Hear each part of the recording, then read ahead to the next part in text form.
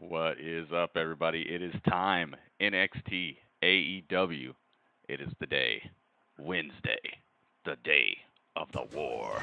By the hands of the Velveteen Dream. Oh, yeah. Velveteen Dream title shot tonight. And Io Shirai gets the title shot tonight.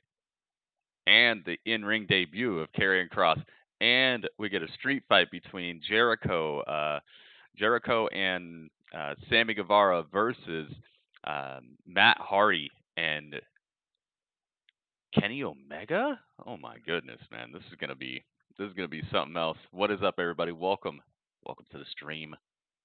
Welcome to the Day of Dreams. Holy moly, man. This is about to be something. This might be the best post lockdown episode of either of these shows.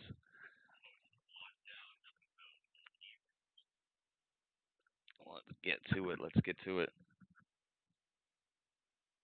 Check this out. See what we got going on. It's my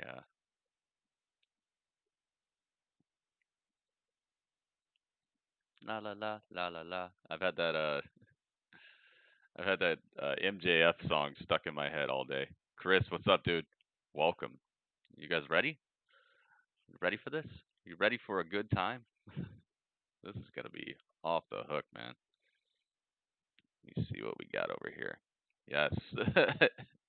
I can't believe this name that Jericho came up with this name over here. George Hunter, what's up, man? Welcome back. Do we have quality options? Let me check this. Yes, we do. Very nice. Okay. Let me do that. Johnny Gargano. Does he have a new theme? He should. I don't think that other one would really fit anymore. Yo, the Rudner Taker. Thank you for leaving a like. Already up to 4 likes. That's pretty good stuff. And Cody is going to fight Joey Janela tonight. Joey Janela's got a chance to really make a mark for himself professionally, taking on Jelly Nutella. Jelly Nutella. That's what Jim Cornette calls him. Jelly Nutella. Oh my goodness. All heart, no soul. Jelly Nutella. I was hoping they would have fans. Did they really clear that you can have fans? That's what a stupid thing to do. All right. Johnny Gargano is on NXT right now. Tom, what do you make of Gargano's metamorphosis? Gargano and Candice LeRae are talking a big game right now, but it could come to a screeching halt here. I don't know about this theme song. I'd have to hear it from the beginning, I guess. Hey. What's up? Eli's in the house. Chris is in the house. Big Red. Game Maker. Acid Crazy. What? One hit Ringmaster. Look at everybody. Look at you guys. Looking all dapper. And George is in the house too. Yo, George. And Cody's here. Cody looks happy. They all look happy to be back in this arena, actually. There's like a different energy in this arena here instead of at the whatever that warehouse they were in for a while in AEW. Cody's here, and he's got the pyro. 8 men started out in the tournament, 2 remain, and there's a lot. Very nice. Very nice. The best in the world! No. Yo. That's not good enough. Introducing The best in the world. No, God, man, what is the matter with you? Come here. Dude, Game Maker is the bits in the world? Game Maker is the best in the world? I think he is. Game Maker, thank you so much. 30 bits. I'm going to give you some crowns, too. That is not only the first cheer of the day, but it's the biggest cheer of the day. Or it's not only the biggest cheer of the day, but it's the first. It's one of those. I should say one of those first. I'm not sure which one. All right, so gosh, this is tough. Which one of these do I want to stick with? Cody Rhodes versus Joey Janela or the new Johnny Gargano in his first match, and Dominic Dijakovic. Oh boy, this is gonna be a switch back and forth type of thing. I'm gonna stick with Johnny first. I want to see how he fights in this like heelish persona he's got. Well, hurt the bones of Johnny Gargano, Beth. Yeah, let's stay with this for a second. On the wrong end of a barrage of punishment from Dijakovic. Goodness gracious. Some bad blood between these two men tonight. Yeah, Dijakovic, a standout free sport athlete, showing off his strength now, picking up Gargano. Holy moly. And delivering a major knee to the rib cage. Holy And jeez, launching man. Just Gargano tossing Gargano. Now Dijakovic, can he put it away? Oh, goes for the cover back. No, pressing. one count. Dijakovic wanting to feed Johnny Gargano a slice of humble pie. Watch this. Oh, I love Torque from the hips. what's his name? Mauro Nallo. Right now. I love his commentary. Huge meat Mo, chop and thank you chops for to the hosting, Mo. chest. Let me change this the color of this stuff. Chopping down Johnny Gargano. Gargano looking to tear For this down gathering. NXT. Talks about the fact that he's underappreciated. Well, Dijakovic will appreciate In that this whole elbow. universe. Gargano leapfrog. He may have tweaked his knee. Uh-oh. Think Did the he right pull an to- Apollo Oh, Crews? looks like it's in trouble. Now Hurt his- Gargano hurt his doing own knee? everything he can to try and keep Dijakovic at bay in a chop block. Okay. And it's I can Gargano change the color of attacking this. the knee of Dijakovic. There you go. Gargano just feeding Now it's- Dijakovic a Now it's stream more of color left hands. coordinated. Wise strategy from the wily veteran Gargano. Well, guys, let's think about it. This is now the Johnny Gargano way. How you Remember guys what doing he today, said, man? if you How's play everybody? by the rules, Love me some NXT live show. will Heck yeah, not dude. reward good people. AEW, it already feels different in this arena over here. Those people are rewarded I must say, for it. So I'm this really, is what really I liking the believe now. feeling This of is them how being in it's this Oh, and Daly's Dijakovic place. with a counter to the midsection, but what a kick by Gargano. Gargano saying that he and his wife Candice LeRae will be the first married couple to reign over NXT as men and women's champions. That would be so cool if they both did To your point, Tom, actually I gotta become disagree with Johnny champions. Gargano. All of the Cody support versus of the Joey, NXT yep. universe played huge into the What a cool opportunities showdown. that he got. It helped fire him up, get him through some of the most difficult battles of his career. Well, Gargano looks fired up tonight, really taking Yeah, the Johnny fight to Gargano. Dominic Wow. Dijakovic, It's doing crazy. a good job Dominic is of like the cutting same down the height Birdman, and Gargano as Johnny with when a he's on his stream of knees. Oh, what a counter by Dijakovic. Dominic Dijakovic is like as tall as Johnny Gargano even when he's on his knees. And this again, I've often said someone should check out Johnny Am I on Gargano's D Live? TNT. No. I mean, when it comes to resilience, Nah, I tried it out. It's determination, I don't know. that's I don't think the it's heart there and yet. soul of NXT. Just doesn't Those things still apply, but doesn't Johnny feel right to Gargano me. You know how you just like there's certain things you just like you feel at home, you feel easy doing things. That platform doesn't. I mean, it's got some good features. There are some really good Something things that's about so D Live, but important to I just Dominic don't think it's there Dijakovic yet. is a show of respect.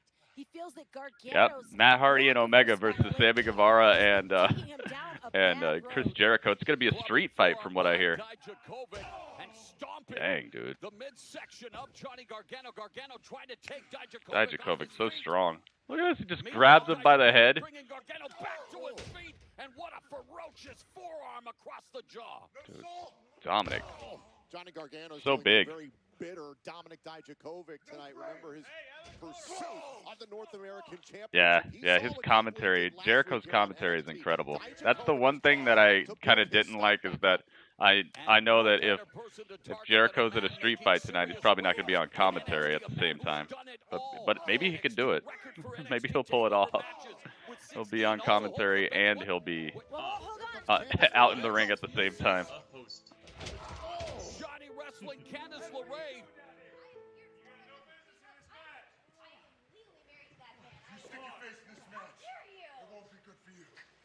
Dijakovic sending a warning to What's Candice up, Dudley? LeRae. Dijakovic on the Dudley's in the building. Oh my goodness. Dominic Dijakovic off the top rope onto the apron. Ow. With a full head of steam tope Nice. by Johnny Gargano. And Su- Johnny suicide dive to the Gargano, outside. Candice LeRae, can they dispatch Dominic Dijakovic? Yeah, there's probably going to be some cheapness. I don't foresee Johnny Gargano losing his first match as heel Gargano. No soul Gargano. No soul Gargano. Yo, Big Red Undertaker, how you doing? I just mute YouTube and listen on Twitch. Oh yeah, dude Mo, thank you very much for everything that you do. Thank you for favoriting the tweets and look, bald face Sean Spears over here. Sean Spears just got the freshest barber trim. His local barber's finally open again, so he's got like the cleanest face. Thank you very much. Yeah, you do get the Dudley host a lot, Camo. That's cool. Dudley likes that. All right, I'll be right back, guys. You hang out with Dudley for a second. I'll be right back.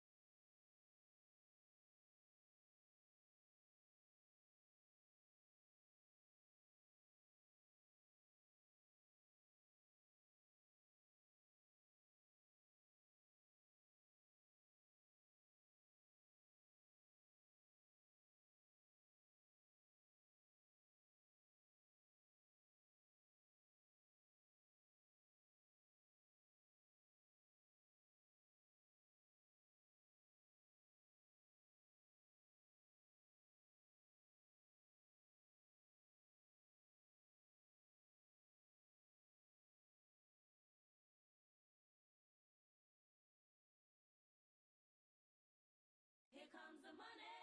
Here we go. Money talk. Here comes the money. Money, money, money, money. Dollar, dollar. Dollar, dollar. Ching, ching, bling, bling. Got the chatter. You ain't talking money, then you're talking no matter. Ching, ching, bling.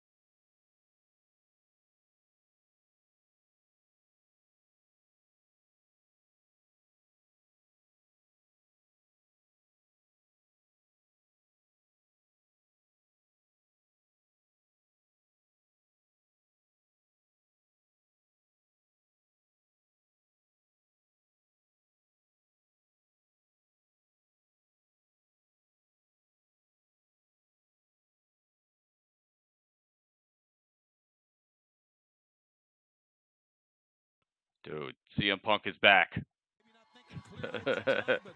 CM Punk is back. Game Maker forgot I'm live on YouTube. I hope that doesn't cause any issues. Dude, Game Maker, thank you for the donation, man. Cody's got Janela hooked up. Oh, look at that coming down the crossroads. Oh, great counter. And Janela got a strike in.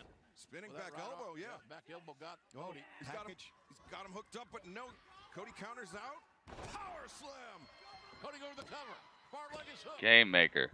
Shoulders down for a 2 count. Goodness gracious. All right, I'm giving you some crowns for that. Fundamental cover that time by Cody, but Joey just used his leg power and got right out of that. Outstanding pro wrestling match. You can see Janela wearing the physicality of this match on. I came back. I was like, did I mute it? I thought I did. I thought I didn't mute the broadcast for a second.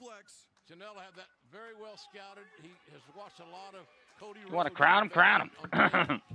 You remember that, man? You remember that? Dude, thank you so much, Game Maker. Or on their 8-track. Yeah, it's on video.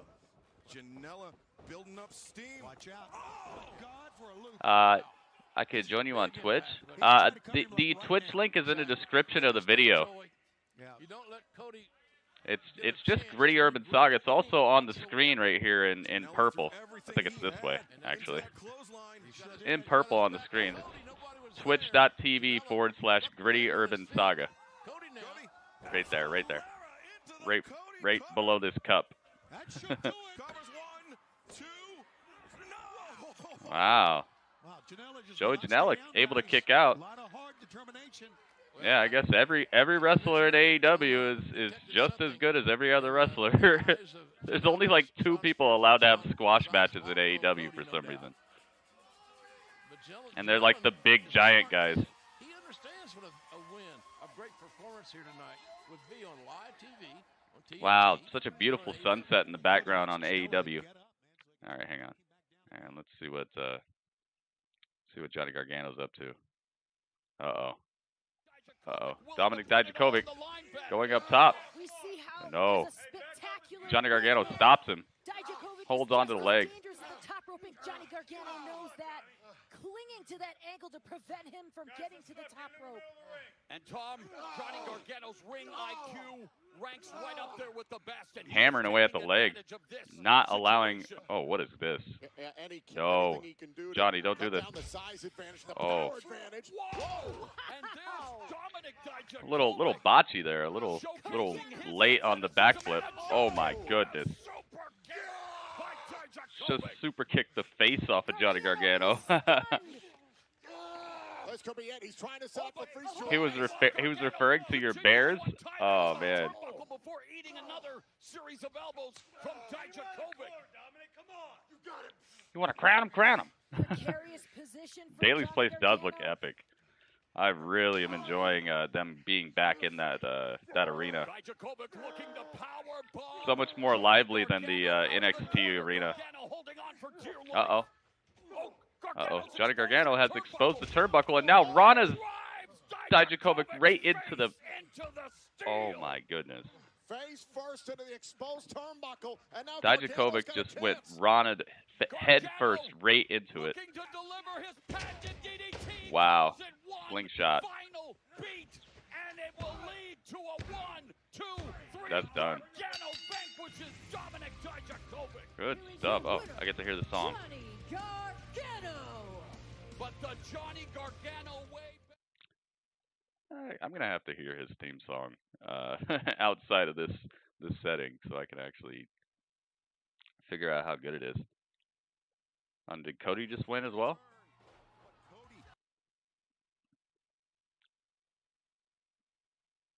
Cody just won, I think. If I can get AEW to stay on. No, stop that. Let's do this. What was that? What's this one? Physicality played in his favor, and ultimately he was able to prevail over the bad boy. Physicality is what it was all about. Good. Thank you very much. Hey, you did a pretty good looking crossroads this time. Yep, Johnny has a new theme. I'm glad. I'm very glad about that. I don't think that the old one would have went very well with his new ideas. You have a story for me. Uh-oh, what's that?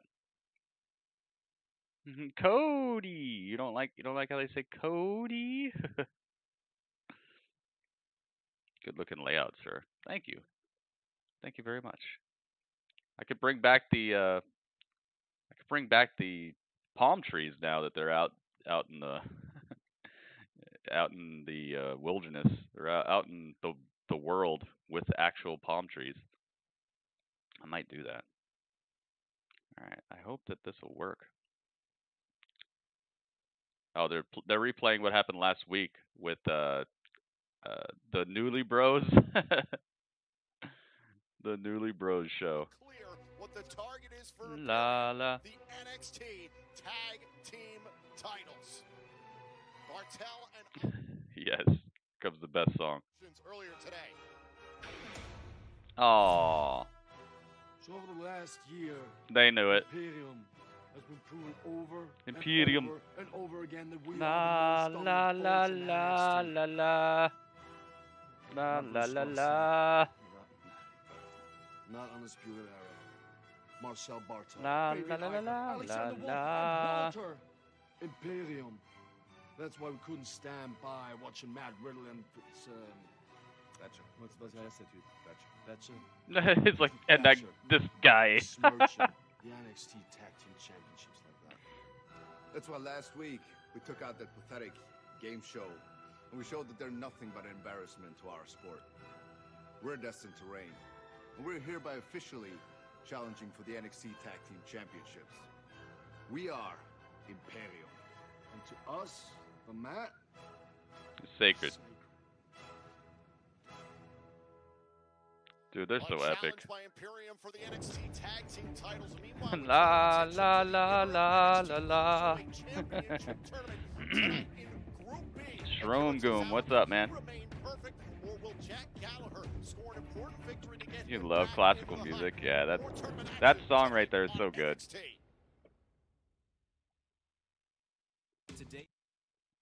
That song is so good. And we're at commercial break on both shows. So far, both shows have started off pretty hot. Pretty dang cool. Always nice to see Cody in action. Cody brings that face of the company type of feel to the show. Really good way to start. And then on top of that, we've gotten to see what Johnny Gargano is what his overall idea of in-ring work is going to be. We got to see his finishers, brand new theme song, altogether two really good starts to both shows. And now we're back on AEW. And I'm so glad they're outside. So cool. I love this arena. That's right, JR. She has not been physically present here in AEW the last couple weeks, but she has loomed large over the women's division. Bound.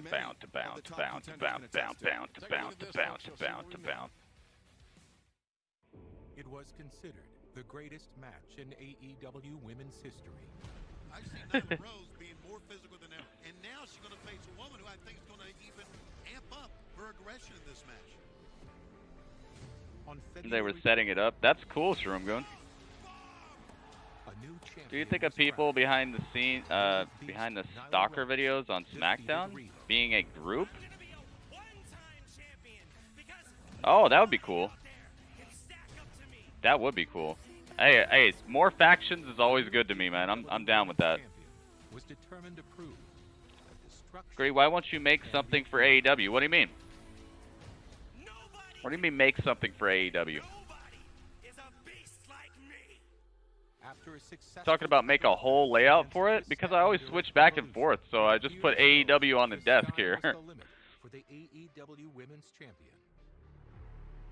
With the sudden shift in the world's climate, there has also been a shift in the AEW Women's Division.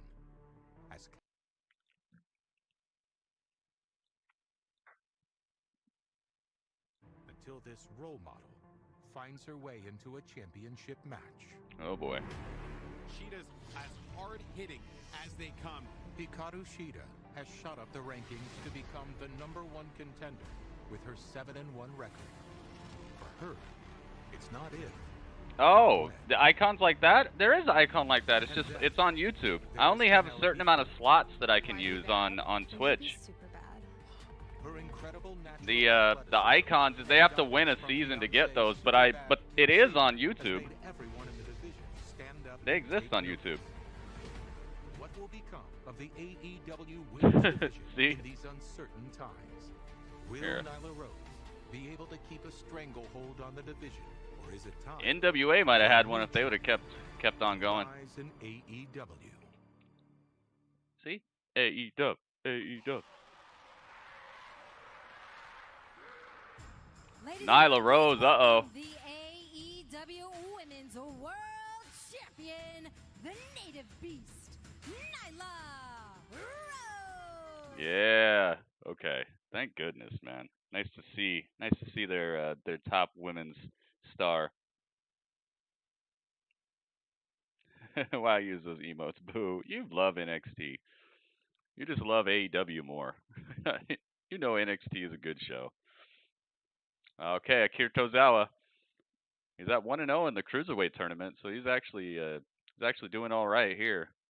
He hasn't been doing that well on the main roster. Yep, Nyla Rose is back. Akira Tozawa is coming out here. Who is he gonna fight? He's gonna fight Phantasma? AEW. AEW. Dude, I love that AEW exists. I love AEW. Period, dude. Like since it has started, the mistakes they've made have not outweighed the good stuff that has come from it. Like they put WWE on notice. They put every wrestling company on notice. Oh, he's gonna fight the gentleman Jack Gallagher. I would say the Savage man, Savage Jack Gallagher. Uh-oh. Mic stand. Nyla have a promo? To the oh no. Position. The human mic stand. That's a T-shirt. Get on. All right, Nyla, I see you. Nyla came out here with her makeup all done up. Kenzie Page. Oh boy. AEW debut. Hang on, do I have Nyla? At 14. Before that, she was a basketball standout in junior high school. Not yet, but I guess I should. Let me see if I can. I wish AEW would put their website together like the WWE website, so I could easily find these pictures of people. Makes it difficult. And so sometimes you're going to see these discrepancies, and you know this young lady, Kenzie Page, she's an athletic young woman. Akira Tozawa versus Gallagher, hard hitting. Yeah, you know what it's gonna be. I run this place. Yeah. Ooh, I found a good one. Almost like she's making an example of Kenzie Page. Kenzie Page trained by. Oh, that's not a PNG. That's not gonna have it. Lynn Jacobs there in Knoxville. All right, what can I do with this? How good does it get, man? Wow, that's a great lineup. Using her speed, ducking under Nyla. Dang, man, why don't they have any like good pictures? Oh no! Kenzie's got her hands a hold of a different beast. All right, I'm gonna have to go like this. Prepare for a Nyla Rose with her size, her agility, and her power. No, you can't. And well, there you see part of our all right. Our fans here at Ring. I don't know if we call them fans now. We are still trending worldwide, by the way. Hashtag AEW Dynamite. Glad you could join us. And I'll tell you what, we've got some of her top contenders in the stands. Chris Statlander is here. Yeah, get a good look. Brett Baker. Wait, do I already have her? Oh no, I have that picture. All right. Agility. That's great agility right there, fellas. That's not something we could ignore. Being able to get in that top turn. All right, let's see if I can make this work. Like that. Man, she's strong. She's agile. And of course, you've got to be hostile. And no. Oh, it ain't over. Nice. There's I thought it might be over by the time I actually find this and get it done. Saying that I am in control, and there's no damn way I can lose this match. As Hikaru Shida looks on. Dude, you guys you'll never guess who I fought last night. Nyla Rose doesn't seem like she's done yet. Slam dunk. No, she's not done yet because she wants to make a statement here. That's here we go. Here we go. Want to make a statement. All right. That's exactly what this big girl wants. My God. Jim Ross is back. Woo! Flipping her over. Hoists her up. Trent. No, I did not fight Trent. 2, 3. He said this blonde girl was trained by Kane? Nyla with the super smash. All the women at ringside look so mad at her. And she just walks up to the rope with the title in her hand. She's like, get in the ring then. You really want a piece? Get in the ring. Dude, Nyla is epic. All right, hang on. There might be a way that I can make this work, but it's gonna be a little difficile. All right, what's going on NXT? Don't tell me I'm missing. Okay. All right.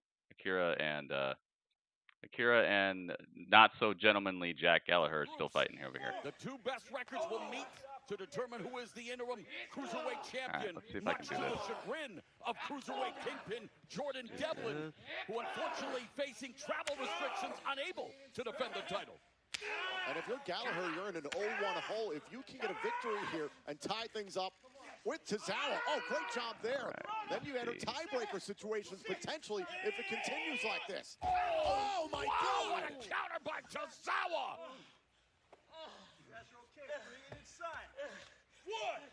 Dang, this is tough. And now tosses Gallagher back inside the ring. Gosh, And I'm gonna have to Akira Photoshop Tozawa it myself. looking really, really good right now after that move to Gallagher. I have to Photoshop it myself. Oh my goodness. What is going on over here? What is this? Wow, it's over? Upgrade.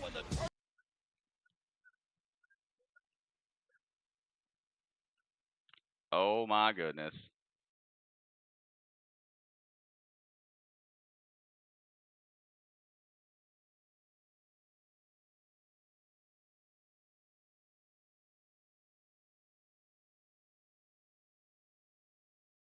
Draco, 11 months. What is up? That is a good question. What is up? What is up? If we're in space, which direction is actually up? People in Australia would say something different than what I say. If the Earth is actually round, who knows? Who knows? Draco, thank you so much, man. Draco!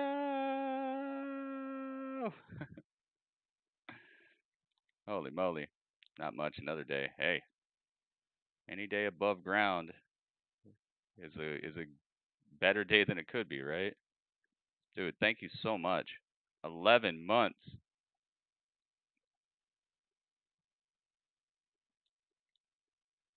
I'm trying to make this Nyla Rose picture work out. I'm gonna have to make sure she's always on this side of the screen. That doesn't look too bad, actually. Could be worse. Nobody has done a good picture of her. I'm gonna have to be the one, man. Gonna have to be the one. Prince Devitt is in the building tonight, guys. I hope. Or is he gonna get snatched by the lucha? What's a word for stealing stuff? The lucha Larsons. The lucha Larsons. That's what they are. Isn't it called larceny when you steal stuff? The lucha Larsons. That's a pretty urban trademark right there. Okay, the lucha Larsons. Don't be stealing my stuff. All right, you can use it, but you better give props.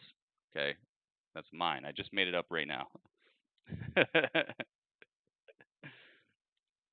I've been around a lot longer than that, though. This is very true. Plus, I had that period of time where I wasn't live on Twitch, so yeah, like nobody's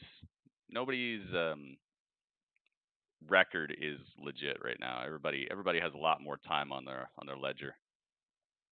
The Lucha Larsons. Wait, there was a promo? What promo? Promo are you talking about? There was an MJF promo? I missed it? Don't tell me I missed it. Not so gentle Jack Gallagher. Him and his new tattoo. He actually explained it in a promo recently. He was like, it shows what I'm willing to do and what I've been through in life. And I'm like, dude, it's a pirate ship. You've been on a pirate ship? What is the meaning?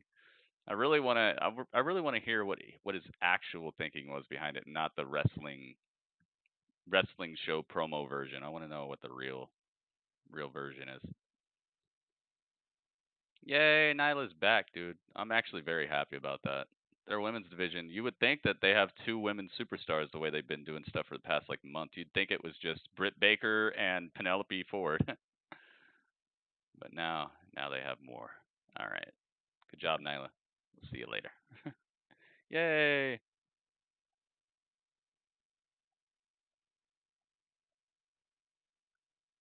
You missed it. They had a great green screen. Oh, that's cool. I wasn't busy watching NXT. If you were paying attention, you would realize I wasn't busy watching NXT. I was busy making a picture of your women's champion on AEW.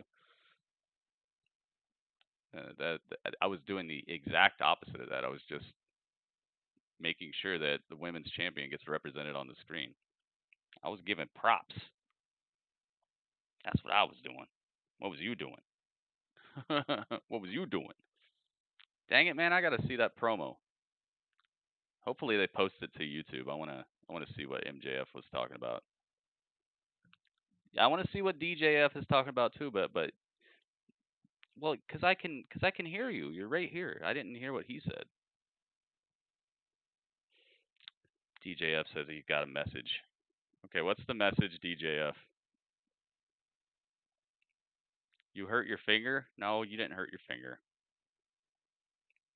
You have a new scarf? This is a new one? Do I like it? Yeah, it's pretty good. It's pretty nice. Oh. Dudley. Don't laugh. Don't laugh. DJF. He's just as bad as that Dudley guy. Sean Spears promo. Oh, I thought you were calling him Sean Spears because he speared me. This was obviously recorded a little bit ago because he's bald as heck today. In my power to prevent that from happening. I would shield him. I'd protect him. But you decided not to do that. DJF. You alone could have stopped that onslaught. Lance Archer was destroying your brother Dustin, and all you had to do was throw the towel that you had in your hand into the ring, and you could have stopped it all. But you decided not to. Why? Is it because you're selfish? Or is it because you alone think that you can carry on the Rhodes legacy? Cody now is next up for the Oh, so he's not done with... monster. Dustin's career is over. Now, I could care less what happens to you or your brother, but as a brother, I don't think I could live with that. But you, Cody, I think you've already proven that you can. Wait, Dustin's career's over? That from Sean Spears. What? He's here at ringside. Oh, with us. MJF. Glad to see you shaved He's off at the beard. ringside. For this one, good to see you. MJF will be wrestling next week. Hey, Britt Baker, good to see you. First of all, Tony, it's called social distancing, so how about you practice it, take a step back, but keep the mic on the money. Keep the mic on the money. You're doing great, buddy. You're doing great. Look, as much fun as I've had watching my so-called peers on my wrestling show trying to get over with their play wrestling. Not you, Spears. You're great, man. You're doing great. Anyway, I think we're all really looking forward He's got to seeing Wardlow with him, a real too. professional athlete next week. But I'm a humble guy, so instead of talking about myself here, because that's not what I'm about, what I'm going to do is I'm going to look at you right now, Mr. Spears, and I want to tell you something. Yes. You are the bravest man I've ever known. For you to, in front of the world, tell everyone who the real Cody Rhodes is, the American sociopath, that's bravery, bro. I call it as I see it. Absolutely. But let's talk about you. I've seen every 30 for 30, every documentary ever made. 30 for 30. The greatest sports comeback story of all time. I got to ask you. Yeah. I got to ask, are you 100% though? I'm not only 100%, buddy. I'm overhealed. I'm over. I knew it. I knew it. You are man. that kind of guy. No, I'm that good. But you're great too. Okay, hey. No, you're fantastic. Hey, I'm glad you're back. pardon me. No, you're fantastic. Okay, I get it. Keep and the I mic told and that the to money, crowd, yep. By the way, you're going to make your comeback to wrestling next week. You've also now been signed for Double or Nothing to go up against Jungle Boy. Double or Nothing. What? JR, let's go back to you. Thank you, I didn't Tony sign Khan, off for of that. What's that, Tony? Are you kidding me? I just heard that. What the heck? MJF versus Jungle Boy. Oh boy, dude. Breaking news, baby. Jungle Boy versus MJF at Double or Nothing. Yeah. Yeah. Dude, I want to see that. SCU finally reunited. It's almost like things are getting kind of back to normal a little bit. Oh, Chelsea Green on NXT. She's looking like a I don't know, like like a ballerina doll or something, like a pixie doll, and she's got her manager with him. What's his name? Robert Stone. Let me tell you something. Let me tell you something about Zack Ryder right now. He's doing just fine. All right, he's doing just fine. Goodness gracious, dude. Chelsea came out here looking like a Disney princess. Oh my goodness. Yo, she threw her like a frilly dress in Xia Li's face and then just big booted her right in the mouth. This is over. Oh no, it's not. Of tactic by Xia Li. And one by Green. Back and forth they go. And It'll probably be a pretty quick match here. SCU and SCU just went to a Carl's Jr. commercial. Leaning on her grappling skills at the moment. Said in the next 10 years, Jungle Boy going to be a star, dude. It'll be less time than that.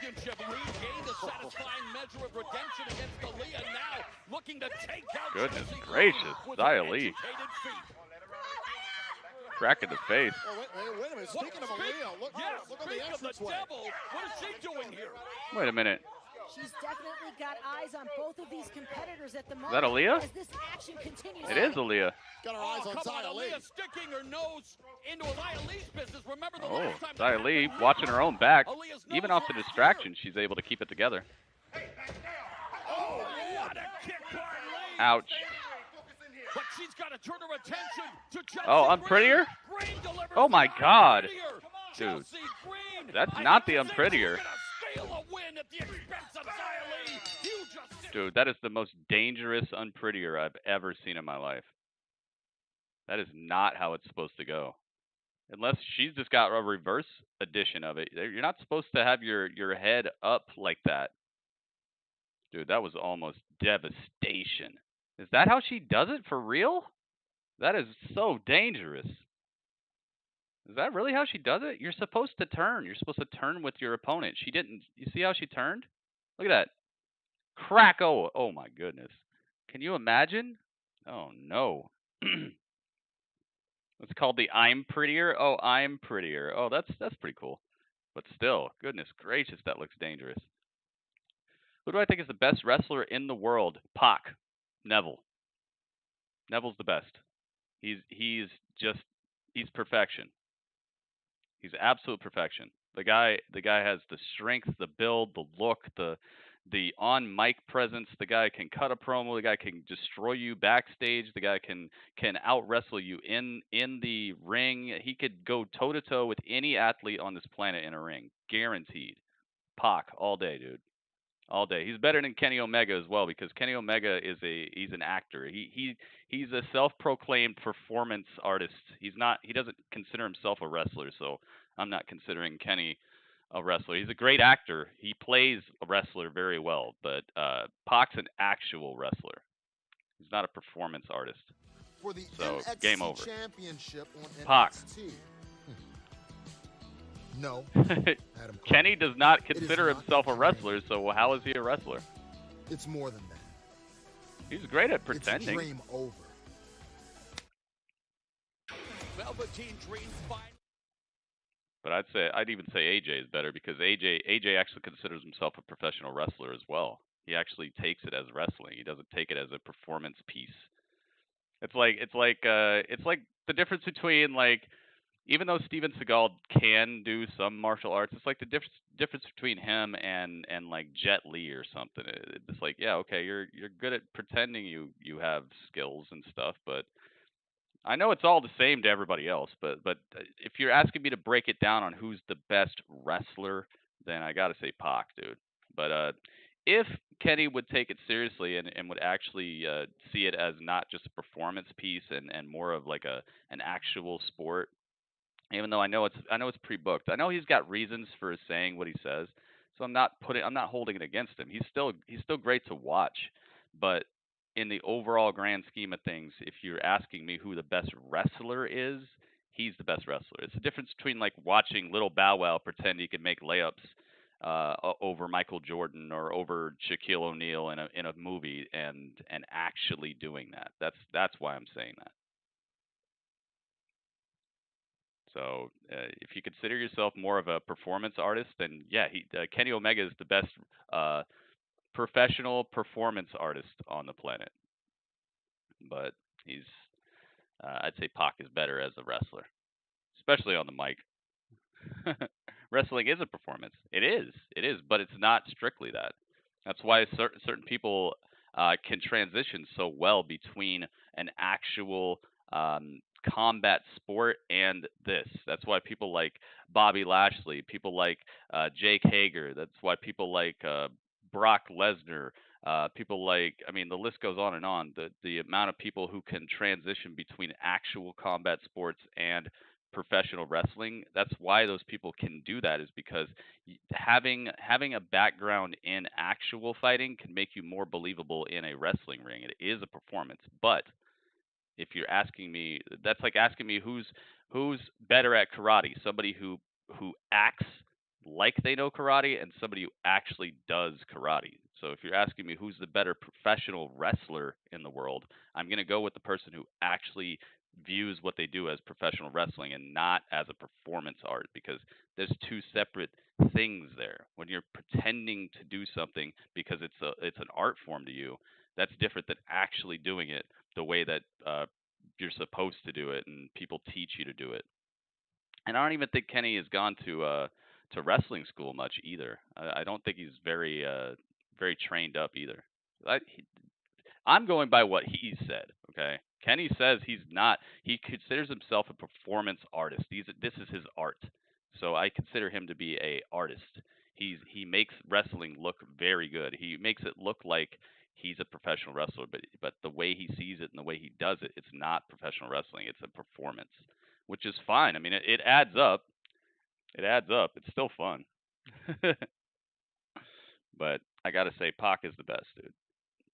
Plus Pac is better on the mic than Kenny by like a super country mile. So even if it came down to like move for move, tit for tat, Kenny versus Pac, if both of them had to pull off the exact same wrestling match, you would get the same in-ring stuff, because Pac can do everything Kenny can do.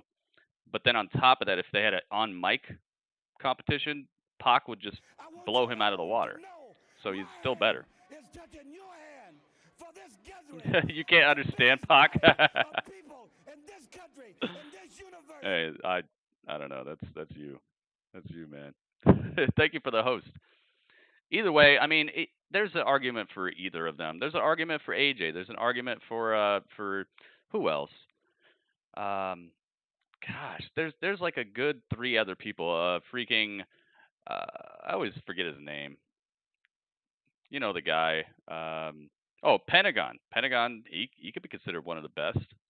Whoa, look at this. Is this the debut of Karrion Kross? It is, isn't it? Oh my goodness. Yo, he stands in front of a... What? Everyone's going to have this entrance. Dude, everyone's going to have this entrance. Oh my goodness. How did they do that? Dude, Scarlett was like on the screen, and then there were like wings, and then Karrion Kross walks out in front of it, and the wings stop flapping, and then he walks up, and then she just like comes out of the screen. This is incredible. It's all in black and white too.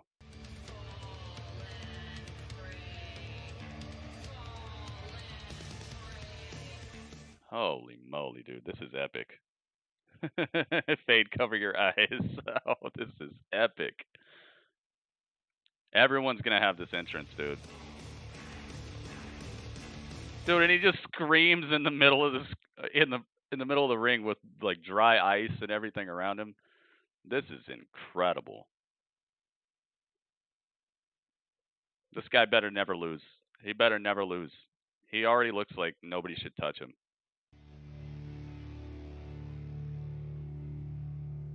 I wonder whose idea this entrance was. It was probably Triple H. Holy is upon NXT moly. In the form of the Tandem of Terror, Karrion Kross and Scarlett. Is it Leon Ruff? It's Leon Ruff. It's Leon Ruff. Oh my God, Leon Ruff! Dude, there's still the smoke in the ring. From Karrion Kross. Well, that's done. On the back of his neck. And the end Dude, may very well Leon be Ruff is already, getting Beth, just for Leon fed Ruff. to the slaughter. I have never seen a talent burst onto the scene with such a threatening, Dude, the ominous smoke is purpose. still in the ring. This looks incredible. This is one of the most cinematic looking matches I've seen. Oh, another one! Leon, no! Oh my god. Yo. Game Maker. Upgrades. Oh my goodness. Oh my goodness. To New Zealand. Tapped him out. That's done, dude. Oh my goodness. Karrion Kross. Well, he tapped him out. That was done. Karrion Kross Wow. is the damn devil. What the hell did NXT just Wow. let in its doors? Holy moly. Tell the tale. Dude. My goodness. Game Maker, thank you so much. Game Maker hooking up New Zealand. The Game Maker to New Zealand connection.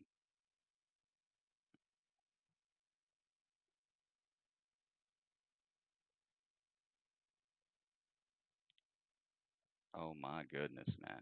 Just cracked in half. Leon Ruff, I'm so sorry. So sorry that had to be you. Oh my goodness. Oh man. Dude, you guys just, if you're watching AEW right now, you just missed this incredible debut. Pray for the soul that crosses paths with NXT's Holy moly. latest superstar. This is one of the most cinematic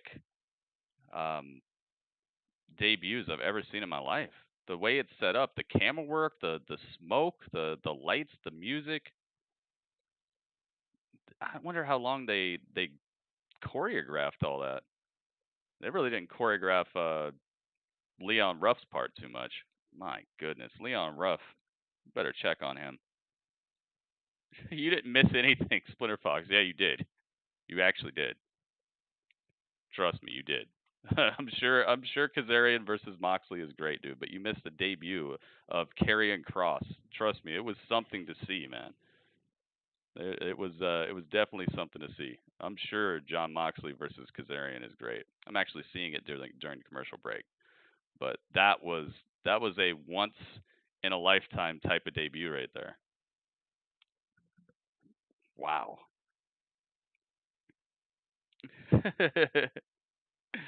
Coming out his check. Killer Kross is not a favorite. Dude, that's beyond the point. That's beyond the point. That's like saying, "Oh, hey, I didn't like when Ryback was on Tough Enough. I didn't like the Miz on Tough Enough." It's like, dude, that's different than what's happening now. Whatever he did in the past, that's not the same as what we just saw. This was a brand new way of him debuting. The cinematography was awesome. The way that he snapped this dude in half was ridiculous. And just the overall atmosphere of the debut was just something to behold that has nothing to do with like what he's done elsewhere. This was something else.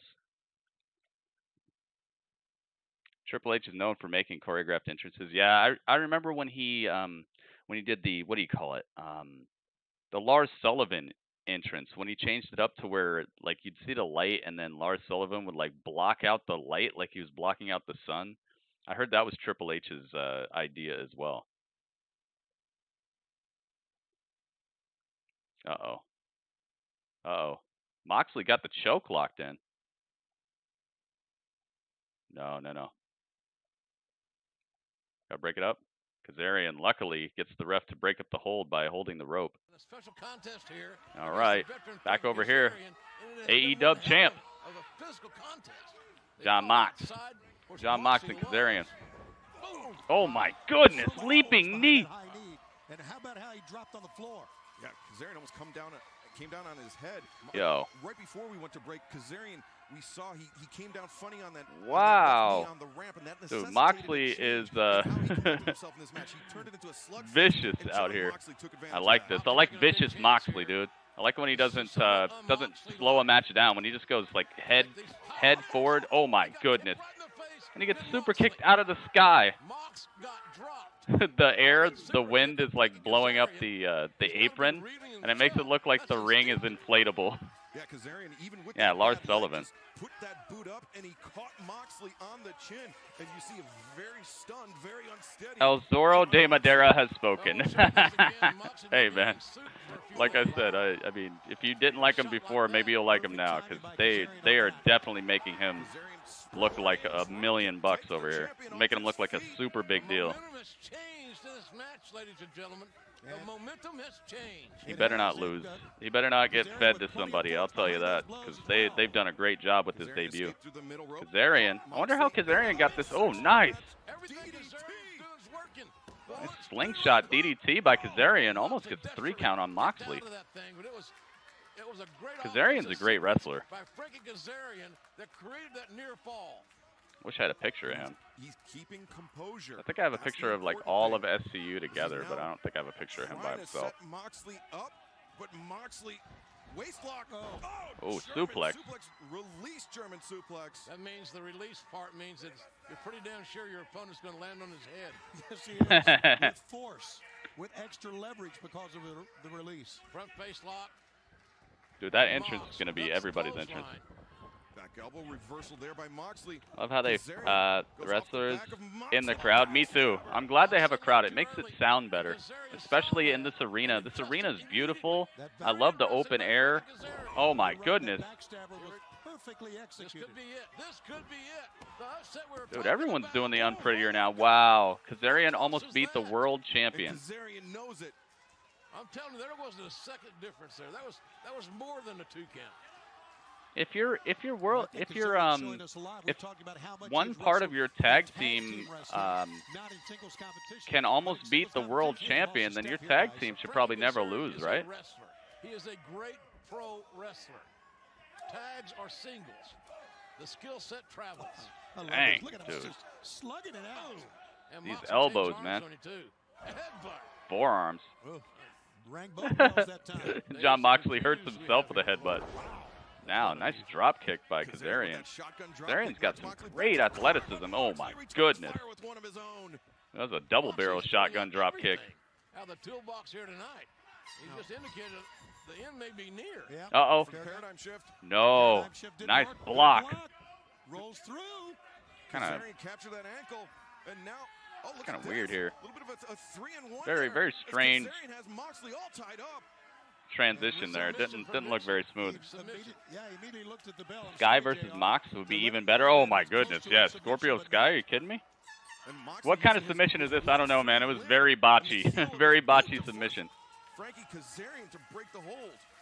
Very botchy. Like Moxley goes for the paradigm shift. Kazarian kind of blocks it, then steps beside him, rolls himself over. Then Moxley goes, "Oh, I guess this is where I fall down." He kind of falls down. Then Kazarian takes like a good 5 seconds to like twist and turn one of Moxley's legs to get him into this submission, and Moxley just letting him do all of this. Very weird transitions here. Prematurely, Kazarian in a split second was able to counter. Really a great wrestling match. And now Kazarian, I don't know. Io versus Charlotte is up next. Okay, nice. Slapping the world champion in the face. Not a good move. Kazarian going for a suplex. Oh no. Thought maybe Kazarian was going to land on the front row there. Jon Moxley on the apron. Oh, Moxley floats over. Able to float out of the suplex attempt, and now, oh my goodness. Nice and low. Nice low German suplex by Kazarian. You know, standing switch is such an elementary move, but it takes such great quickness to execute it.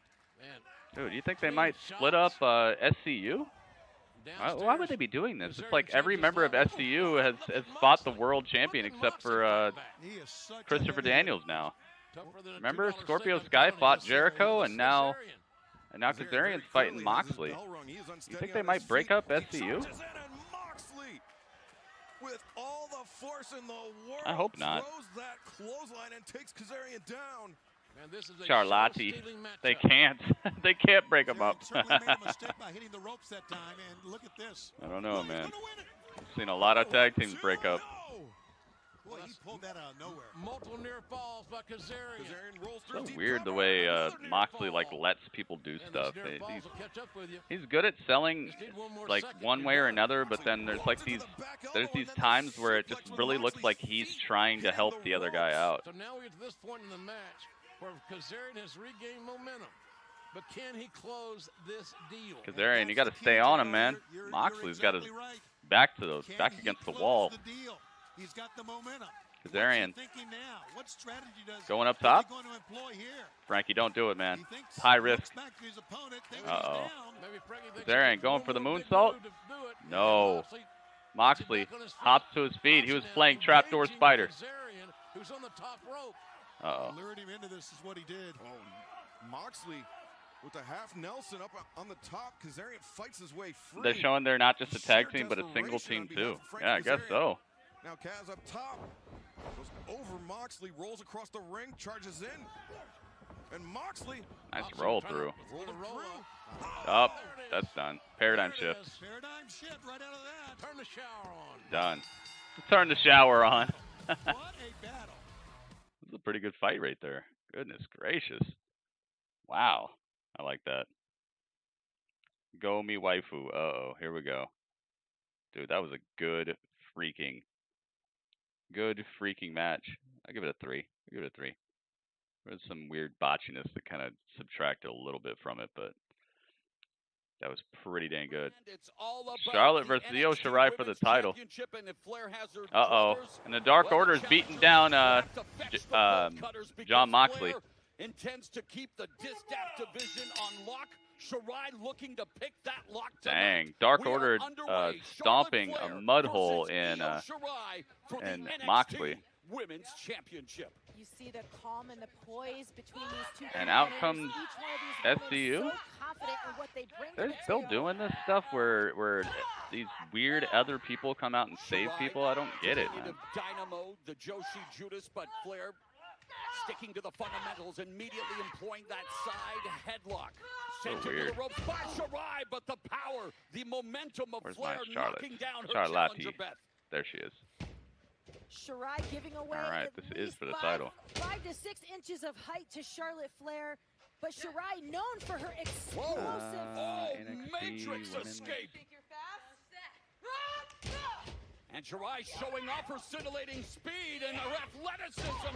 And there's a kick to there it is. Charlotte Flair, sending Boom. the champion into the ropes. Shirai has an Yeah, what she incredible said. background of gymnastic All right, there you go. maneuvers. They got a really buff member of Dark Order out here. Dark Order actually won this exchange. Oh, it's that new guy. It's the guy that Brody Lee was talking about, or talking to the other week. Now out comes Brody Lee with a steel chair shot to the head. Oh my goodness! As her first run as NXT Women's Champion. Brody Lee. All right, hang on. Brody Lee's getting in the ring. I gotta know what he says. Everything across all three brands, and yet she now stands atop. Don't need to really hear that right now. Oh, Brody Lee destroys Jon Moxley. Out of the heights, man. A massive, very athletic man that's hungry for success. He's hungry to lead his men to accomplish great things. Well, you know what? Listen, He's got a mic. Hold on. Mr. Moxley, I am just so much better. Yeah, I agree, Mo. I agree. That you put on your very head last week. And there's no crowd here to save you. No energy to lift you up. No one's here to save you, Mox. This, Mr. Moxley, this is the energy you feel now. You understand me? I have so much that you desire, Mox. And I certainly not the same person that used to look eye to eye with you in the past. I am a leader. I make lives extraordinary. And at any point, any one of these noble, distinguished men will stand up and sacrifice themselves for me. And we truly appreciate you making yourself available to us tonight. But let me apologize ahead of time. You are the unfortunate soul that has come into possession with something that I want. Oh.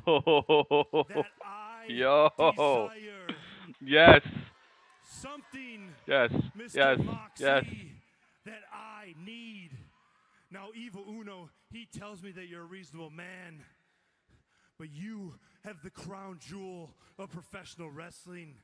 And this is a challenge for the AEW World Championship. Oh my God, do it.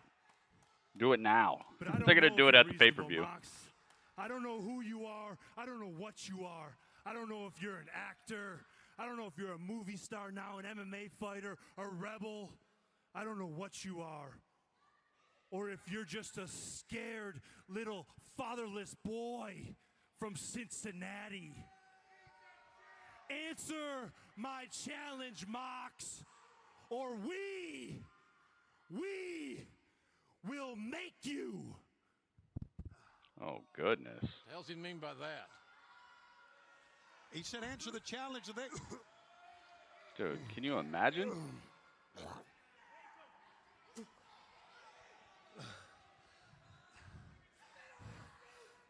Dude, all you had to do was ask. Good job, Mox. Well, a challenge has been laid. All you had to do was ask. Oh, goodness. Big boot to the face of Mox. That running kick right in the face. Moxley's hands are down. He didn't expect it. Can you imagine Brody Lee as AEW champion with all of Dark Order around him? Impenetrable. Yes, please. Yes, please. Dude, this is... I'm giving this like 10. I'm giving this like 8 or 10. I don't know how many that is. Everybody wants the AEW champion. I love it. Including that man, Brody Lee. I was wondering what would be next for Moxley, and this is perfect. He's got the backup to get it done. Absolute fire. Jon Moxley has been decimated by Brody Lee, who says he will be the Absolute. next AEW champion. Dude, I hope he is. Look, he's holding the title and everything. All right. My goodness. That was fantastic. Dude, all you had to do was ask. I love it. That was good. That was good stuff right there. Holy moly. Man, both of these shows have had some hot fire moments so far. Wow. With the Dark Order next to him and the title around his waist, that could be an era. That could be a whole era for AEW. Whew. Dude, we still have the street fight. We still have the street fight? And we still have what else? I think that was no, we already saw Joey Janela versus Cody. We already saw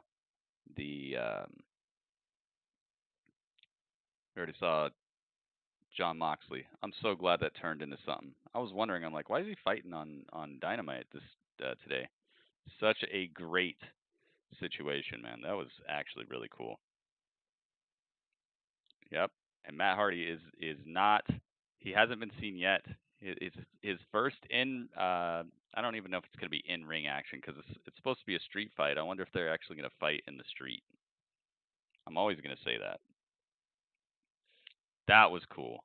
So most likely at Double or Nothing, we're going to get Brody Lee and his disciples and the Dark Order versus Jon Moxley. Wow, dude. He just had trouble with freaking Frankie Kazarian. How's he gonna beat Brody Lee? Brody Lee has been, I would say, booked a little bit stronger than Kazarian. So that's gonna be a tall order. Lance Archer? Did they advertise that Lance was gonna be on the show? I didn't see that.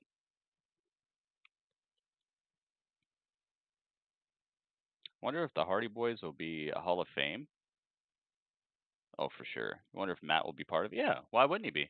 They let Billy Gunn be at the Hall of Fame induction, and he was working for AEW at that time. I don't see why they wouldn't put Matt in. No, they didn't. Yeah, I didn't see an advertisement for Lance Archer on this show, but hey, it'd be a welcome addition, I'll tell you that. All right, back to Charlotte versus Io. Shirai, All right, hang on, I'll be right back, guys. Genius of the sky. Charlotte Flair moonsault, but no water in the pool. An opportunity for Io Shirai here.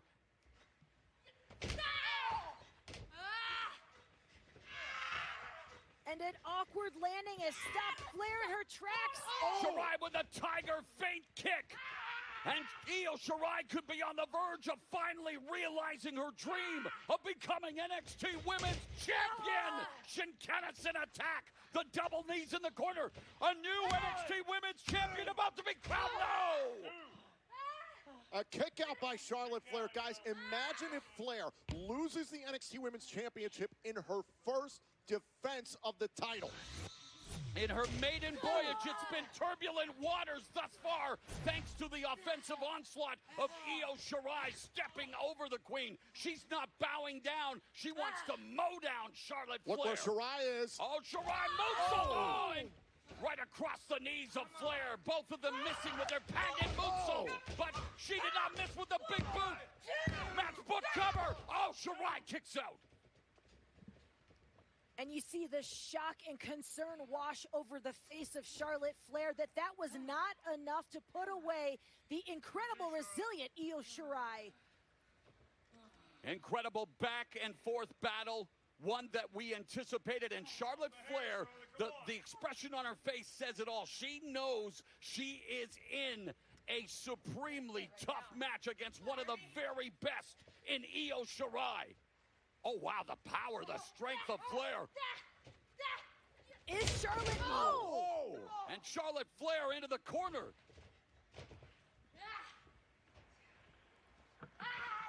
All right, here we are. Io Title Shirai match. heading to the top. Io up top. Wait, Charlotte let me get Flair Luke Harper out of here. bitten off more than she could chew. Oh, he's already out there. Oh my goodness! Nothing there.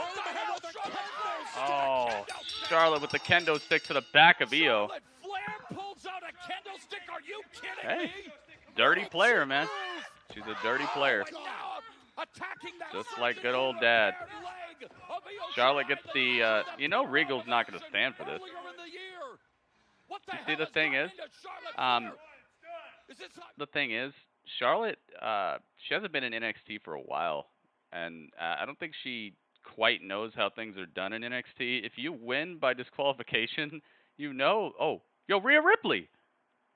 Ripley is back here on NXT. First time since losing Rhea Ripley is back. Oh my goodness, a face buster on the apron, destroying Charlotte. Rhea Ripley is back. Charlotte Flair. Here, let me move her over so you can't see the title on her. Yo, Rhea Ripley has returned. It's a lot of R's. Io Shirai.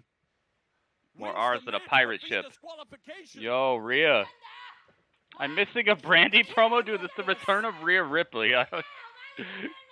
Come on, man. Oh, Rhea Ripley telling Shirai to shut up. It's unfinished business in the NXT She's on her way out. division.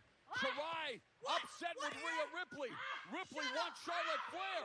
NXT Oh, it Women's looks like they redid the Championship ramp. picture. As foggy as ever. You should be thankful. All right. That's the end of that. All right. Back to AEW. This is one crazy, big, bad son of a bitch. Oh, hey, is it Cobb? No, Lance Archer. Yo, Lance is here. I thought it was gonna be Jeff Cobb. What happened with Jeff Cobb, dude? So Rhea Ripley is back, man. What a nice way for to re-debut her. Charlotte gets a DQ win, And I'm not talking about the place where AJ Styles hangs out at. Yo, Jake the Snake with the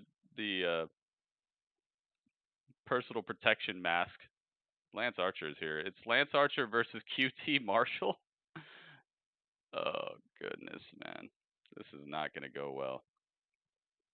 All right, where's my Lance at? Where's my Lance at? Things that nobody's had to say in like years and years. Look out behind you, Charlotte. There's a gigantic hand about to grab you by the head, and it's not Rhea. It's worse. Lance versus QT Marshall right now. TNT champion here, and that Oh is none boy. other than Lance Archer. Look, he wants him to hit him. And What did QT Brandy say? We've been giving him a lot of fun, a lot of hard times because he does work part in the front office. She's not getting her title back. That's all I care about. I think he's looking in the best shape of his life. He does not. Oh my goodness, QT rejected out of midair with a clotheslining forearm right to the face. Tony, I mean, he's been looking great, but that's in Holy large part moly. due to his team with Dustin Rhodes, the Natural Nightmares. And so QT is out here tonight trying to get some revenge. Dude, there is for his absolute partner, but savagery Lance Archer's happening not tonight. making it easy. Well, no, of course not. We'll remind everyone of AEW Dark for great action every Tuesday night at 7 o'clock on our All Elite Wrestling YouTube channel. Excalibur and the one and only Taz, and we understand we got a super show coming up. There we go. Coming Tuesday. All right, I do not have QT Marshall right now. Archer's got that momentum going. Let's see how this goes. Yeah, I wonder what's gonna happen here. Target right now. And I want to say, Gus, QT is just getting me, tenderized. Roberts look especially deranged tonight. Well, especially deranged is a good term because to me he's always looked deranged, but especially is right. Oh, got that maniacal laugh. Oh, Lance Archer caught a low bridge from QT, and now he went to the outside. Survival technique by QT. Oh my goodness! Reached out and touched someone. On that hard part of the apron. Choke slammed on the apron. And closes the ring. Archer. Oh. Is there any way that QT can get back in this match? What damage will the Murder Hawk do? Hey. We'll be right back. Be like the famous. This is just straight savagery, dude. Lance freaking Archer, the Murder Hawk himself. He caught. Okay. QT tried to do a springboard, not a springboard, but a slingshot crossbody. And Lance Archer just turned around, looked up, and just plucked him out of the sky by his neck and then choke slammed him on the apron. Like, this guy he's like a master of the ring. Oh, we're talking to Rhea. I am so sick and tired of Charlotte Flair with her bowed down crap. Yeah, she beat me at WrestleMania. That was one night. I'd like to see her do it again because that is my championship. What? She said for Jake the Snake to keep her name out of his mouth or else. Really? Uh-oh. Uh-oh.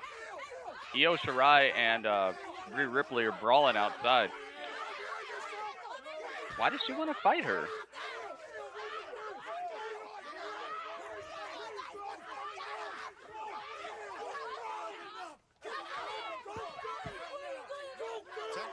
Refs are just keeping them apart. And we're backstage with Adam Cole. All right, I gotta mute that. I don't get that. Why would she be mad at her? She just saved her from like possibly career ending, or not career ending, but possibly being on the shelf for a couple months. Why would you be mad at somebody for that?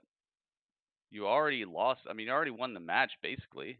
But not even basically. She already won the match because Charlotte disqualified herself. And all that was going to happen was that Io was just going to get her legs wrecked. And possibly not be able to wrestle again for months and months and months. Why would you be mad at Rhea? Why wouldn't you be going after Charlotte? Charlotte was the one trying to jump you. That don't make no sense. I don't get it. Kushida. Inside Xbox gameplay tomorrow, Gritty. Really? 8 a.m. Pacific time. Ooh, no, don't watch it. Don't watch it, man. We'll watch it on Nitty Gritty. You're telling me I got to do Nitty Gritty at 8 a.m.? You realize it'll just be you and me in there. And maybe we rubbed.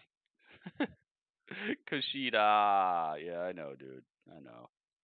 This guy, there's like, it's good to see though. It's good. It's good to see he's getting the same exact reaction right now as he got before the lockdown. Just crickets everywhere. That's so mean to say, but dude, it's true. There's some people who just don't translate. Not everything that works in Japan works over here, man. That's why we have two separate societies. I mean, I know we like a lot of the same stuff, but there's a reason that societies have evolved the way they have, and the reason why culture has evolved the way it has. Certain things cross over, and certain things don't. You know? I'll be there, gritty. I'm not doing 8 a.m. nitty gritty. That's for show.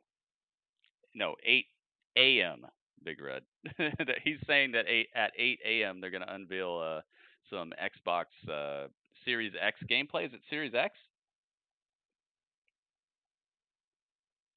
Most unhyped guy I ever seen. I mean, dude, he's up there. He's a great wrestler. He's pulled off some really cool moves. I like when he does that off the top. Remember when him and Apollo Crews had that match? That was pretty good.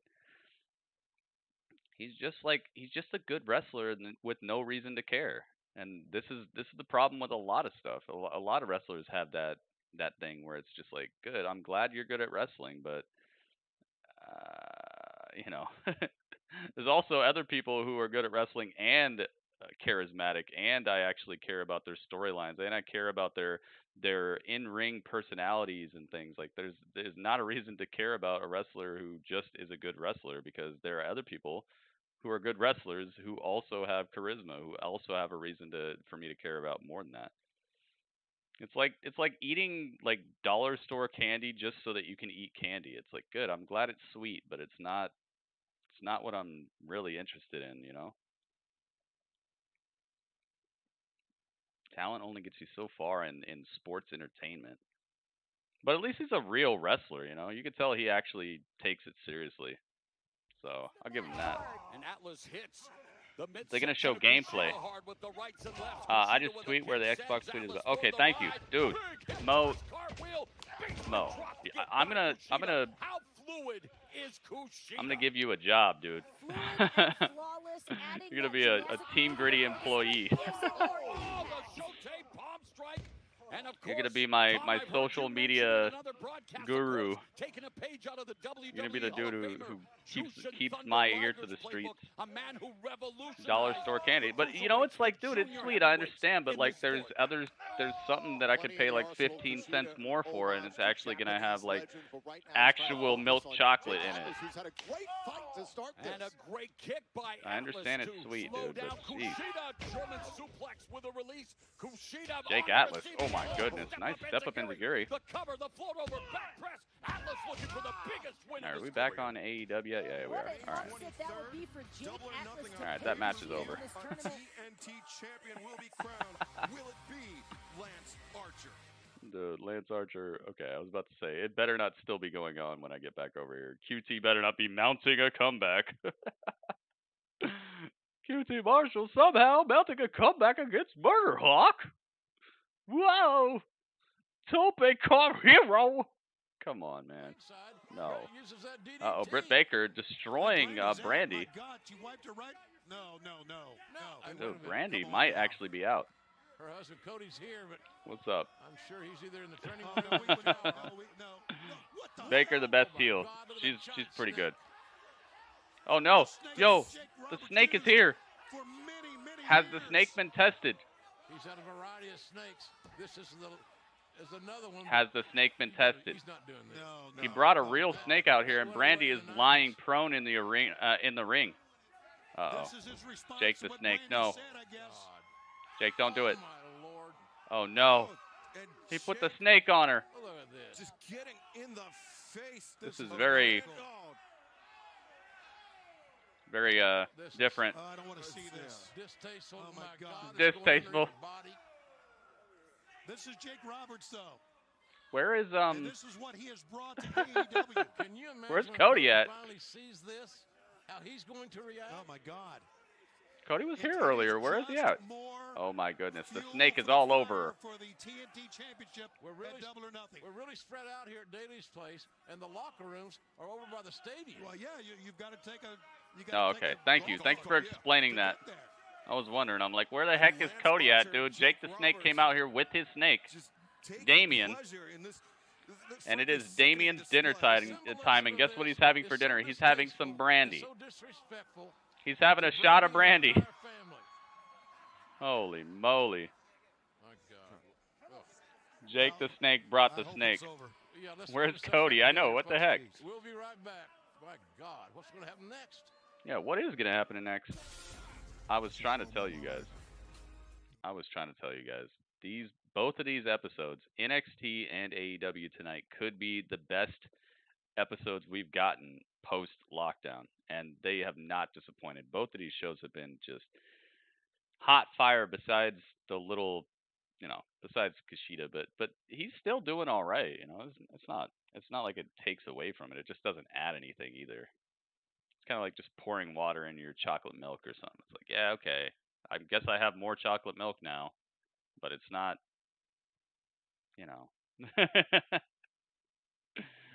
A shot of brandy sounds ruh-roh, Raggy. That's not his first snake. Oh, Ringmaster, what the heck, man? No, that's just.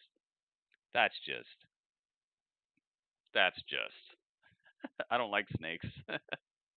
You and Indiana Jones. Dude, we almost have 10 likes on the YouTube video. Thank you guys so much for leaving likes without me even having to beg and plead and get on my knees and promise you guys stuff. I really appreciate that. Thank you very much.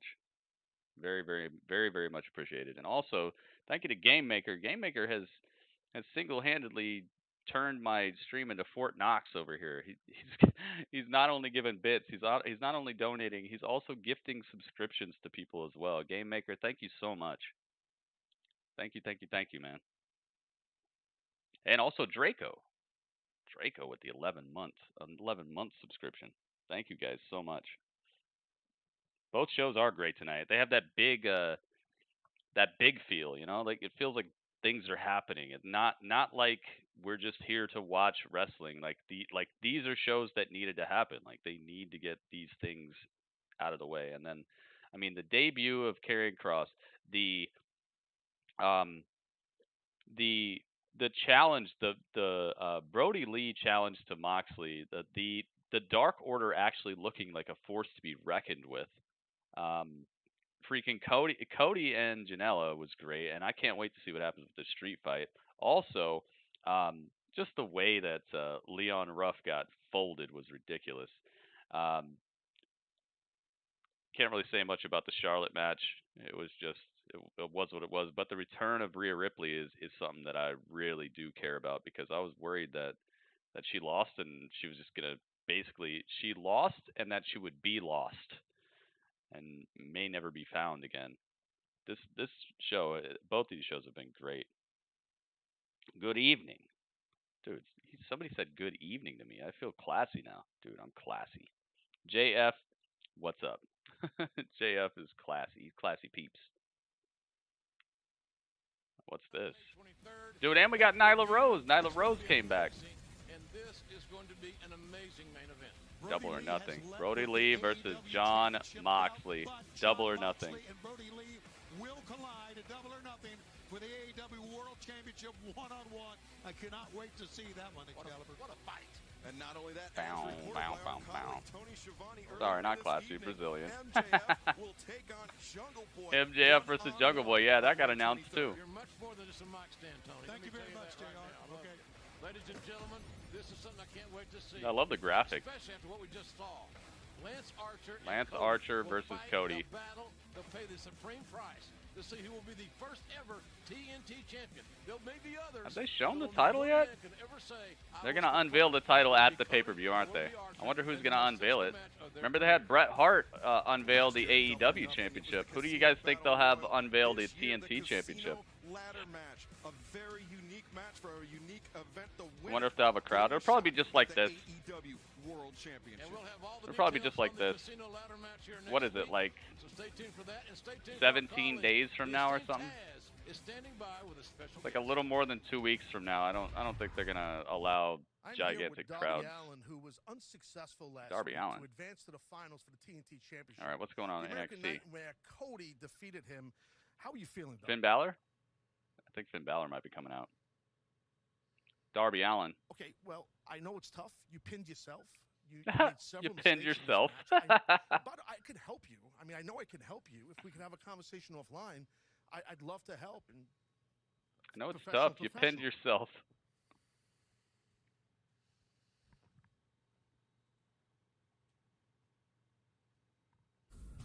Oh, he just leaves? Interesting development, would you not? You know, Darby Allin is a great athlete and a great competitor, but Taz is not one to take lightly. If he's going to offer you Taz as Allen's mentor would be cool. Absolutely. Wow. Well, gentlemen, next week we've got a great program for everybody. Do you think QT Marshall can turn on Cody and the family? Maybe, but I don't think that'd be a very potent turn. We've already had MJF do it. I wouldn't do that angle again this soon. Maybe after a while. His first match since that quote-unquote injury he's sustained. That'll be next week here on Dynamite. Not only that, but two of the biggest fan-favorite tag teams will be in action as Jurassic Express with Marco Stunt take on the Best Friends with Orange Cassidy. Okay, we got Finn Balor. Guy, let me tell you, must see. Get the push. The big push. The big push. Music, lights, smoke, lasers. That would be a great match. Finn Balor and Darby Allin. Now you're in the ring with the Prince. And there is nowhere to hide. You see, I'm a patient man. But to whoever attacked me, the push you're expecting, it won't be a push. It'll be a squash.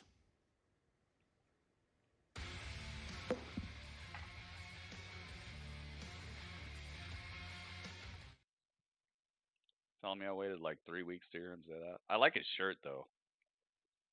Out of all the shirts that I would buy off the WWE shop, this is one of them. That is definitely one of them. Next week, Tag Team Championship on the line. Matt Riddle and Mr. Thatcher versus Imperium. Imperium. La la. La la. La la. La la la la la la la la la. Yes, baby. Oh, Cameron Grimes is on NXT. Cameron, it's time to fight, dude. Are you ready? Did you put your boots on? Okay, all right. Cameron's got a... Here he goes.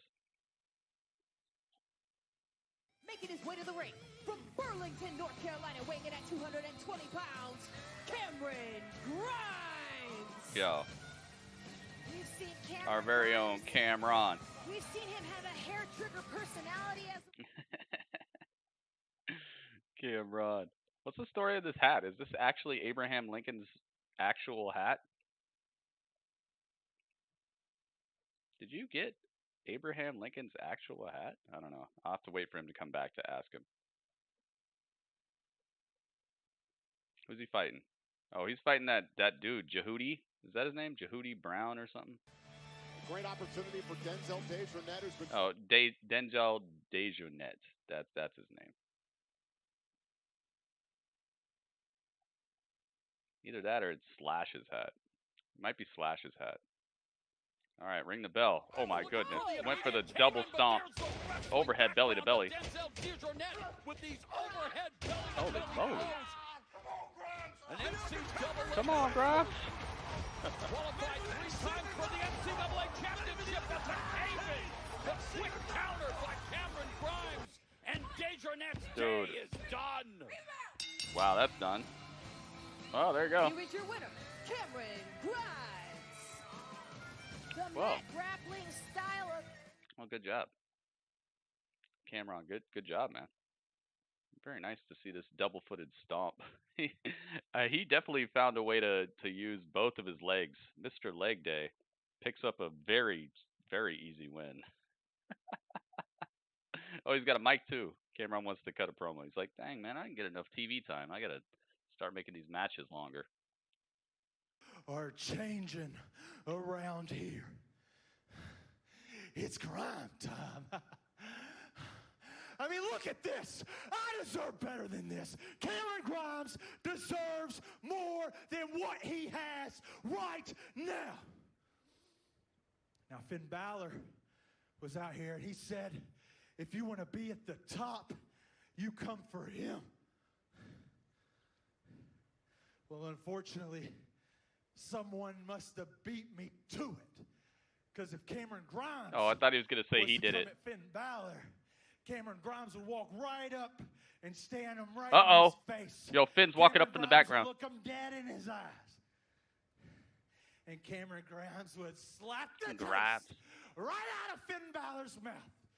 If he honestly thinks that Cameron Grimes... He's right there. Talking for 2 minutes, saying you're going to slap me in the face. He said you're going to slap me in the face.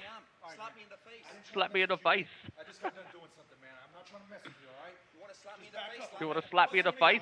I'll say if. You've been running your mouth saying you're going to slap me in the face. If you're going to slap me in the face, slap me in the face. Do it.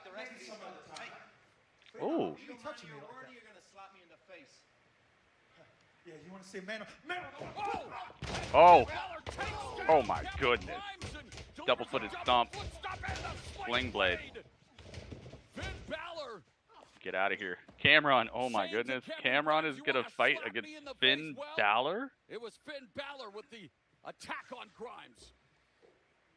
There's a snake hiding in the long grass back there. But I'll find him. And when I do, best way to kill a snake, chop off its head. Dude, we got a lot of snakes tonight. Snake night. Dude, it's snake night. Forget about steak night. We got snake night. Wow.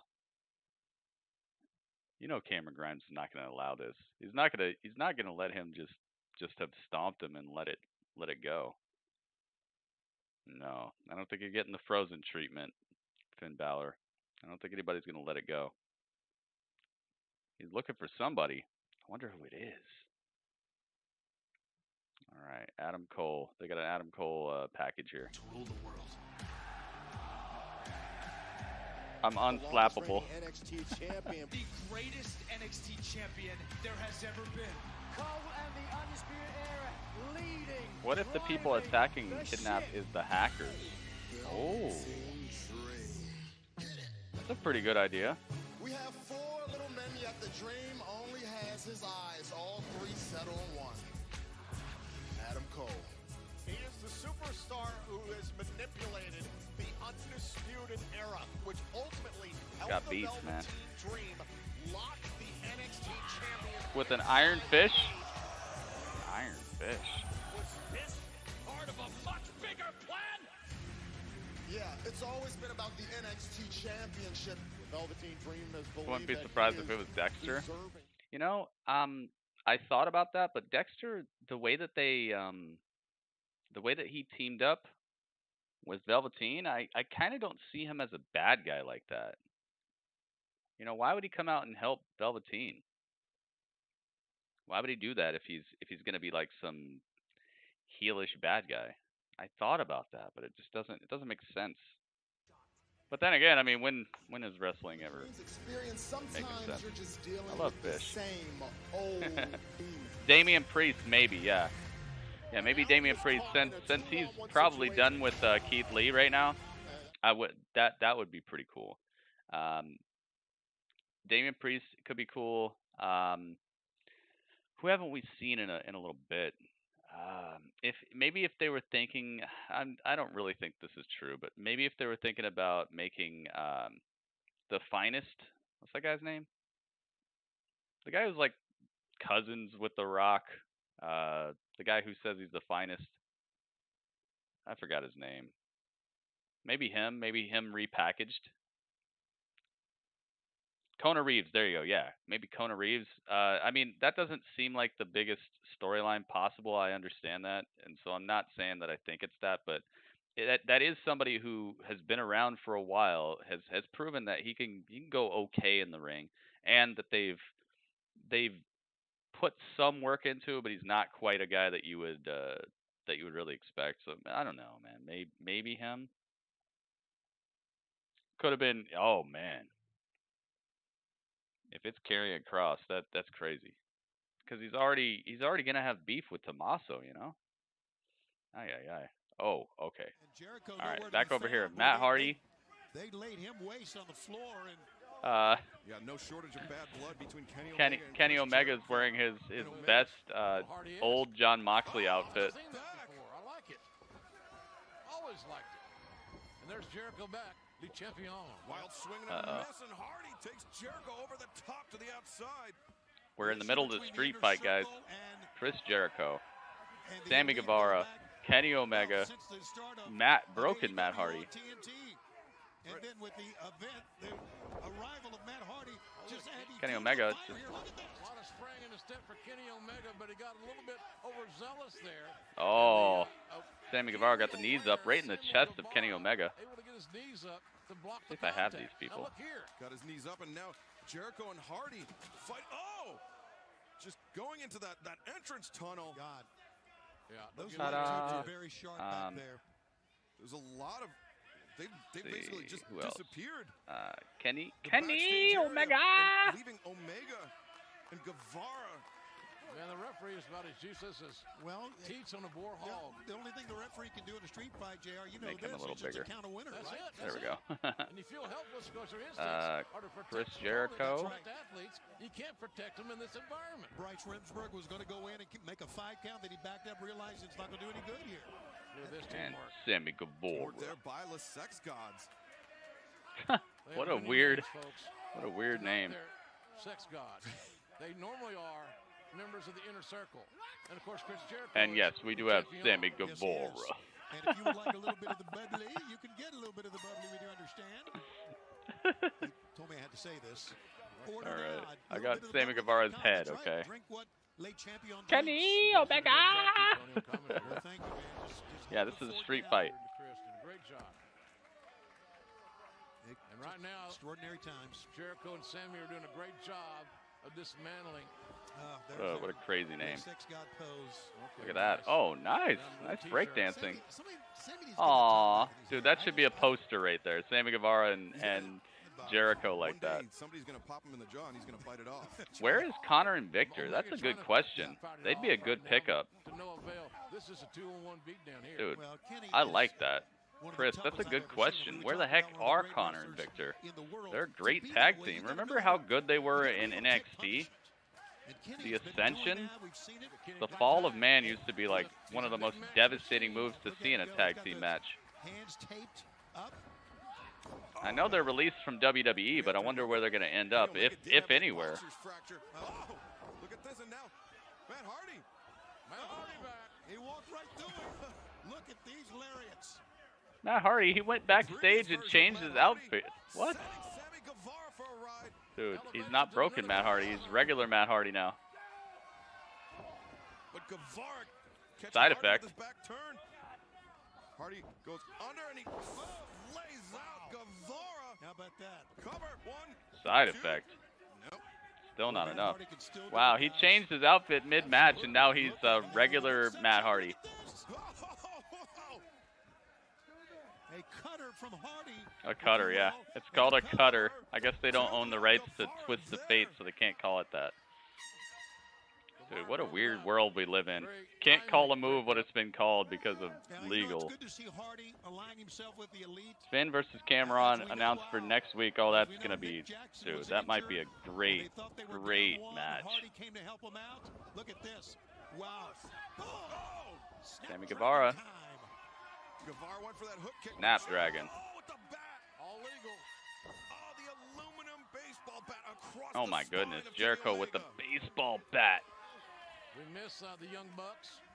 They're observing this COVID situation. We understand. Young family, newborns, and of course, I'm sure folks are asking, where is Kenny's partner? Kenny Omega!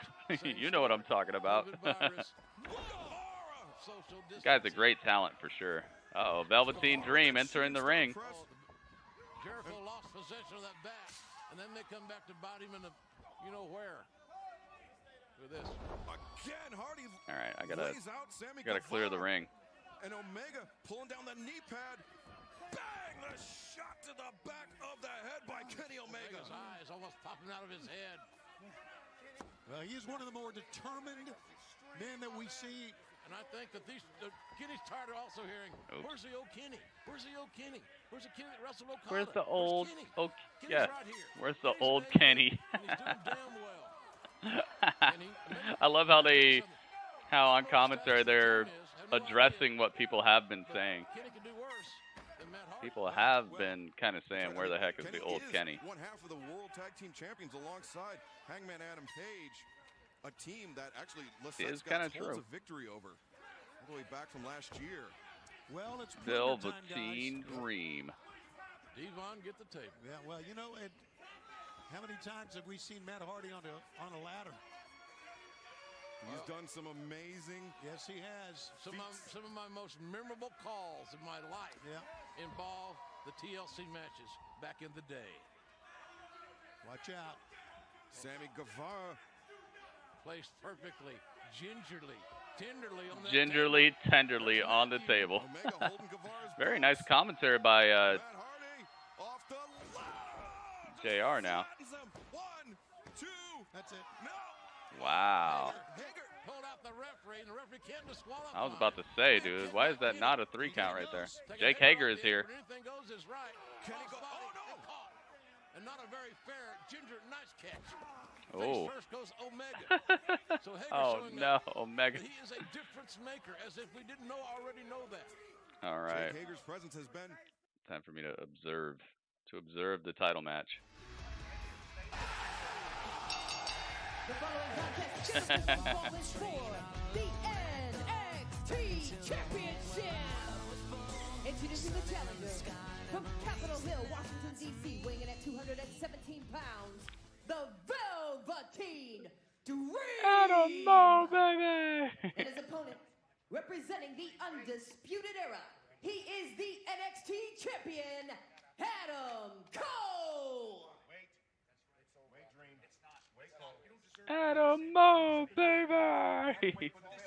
Well, the time for talking is done. Is that the biggest cheer of the day? NXT Championship on the Thank line you, in Mo. this week's main event. Adam Here we go, Cole guys. Title on the line. With the Velveteen Dream. Dream with a psychological edge after pinning Velveteen Adam Cole in Dream. tag team action 2 weeks ago. This match is Mo, presented thank by you so Geico. much. 15 And thank you minutes to can save 50% Eli. more I on see you, car Eli. insurance. Thanks for giving some props to Adam Cole has found himself Mo. in this position many times over the length of his epic title run. It's one thing to win a championship, it's another to hold on to it 55 as bits. long as he has. Give the assist to the rest of Undisputed Era. Yeah, it's like things matter, Cameron. It's like things matter on NXT. There's been a push towards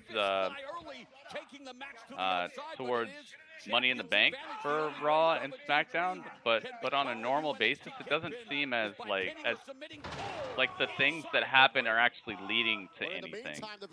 I definitely agree with you. It does seem bigger. Someone say this is smart by Velveteen Dream. Try and get Adam Cole all backed up here outside the ring beforehand. Cole fell harder than Reign, and his title reign may already be circling the grave, but not so fast. Cole with a super kick and Dude, double super kick. Velveteen Dream, and already looking for the last shot. Done? Oh my. Dude, they told Velveteen Dream to come out here and just destroy Adam Cole. You could tell that there's a difference in Velveteen's wrestling already.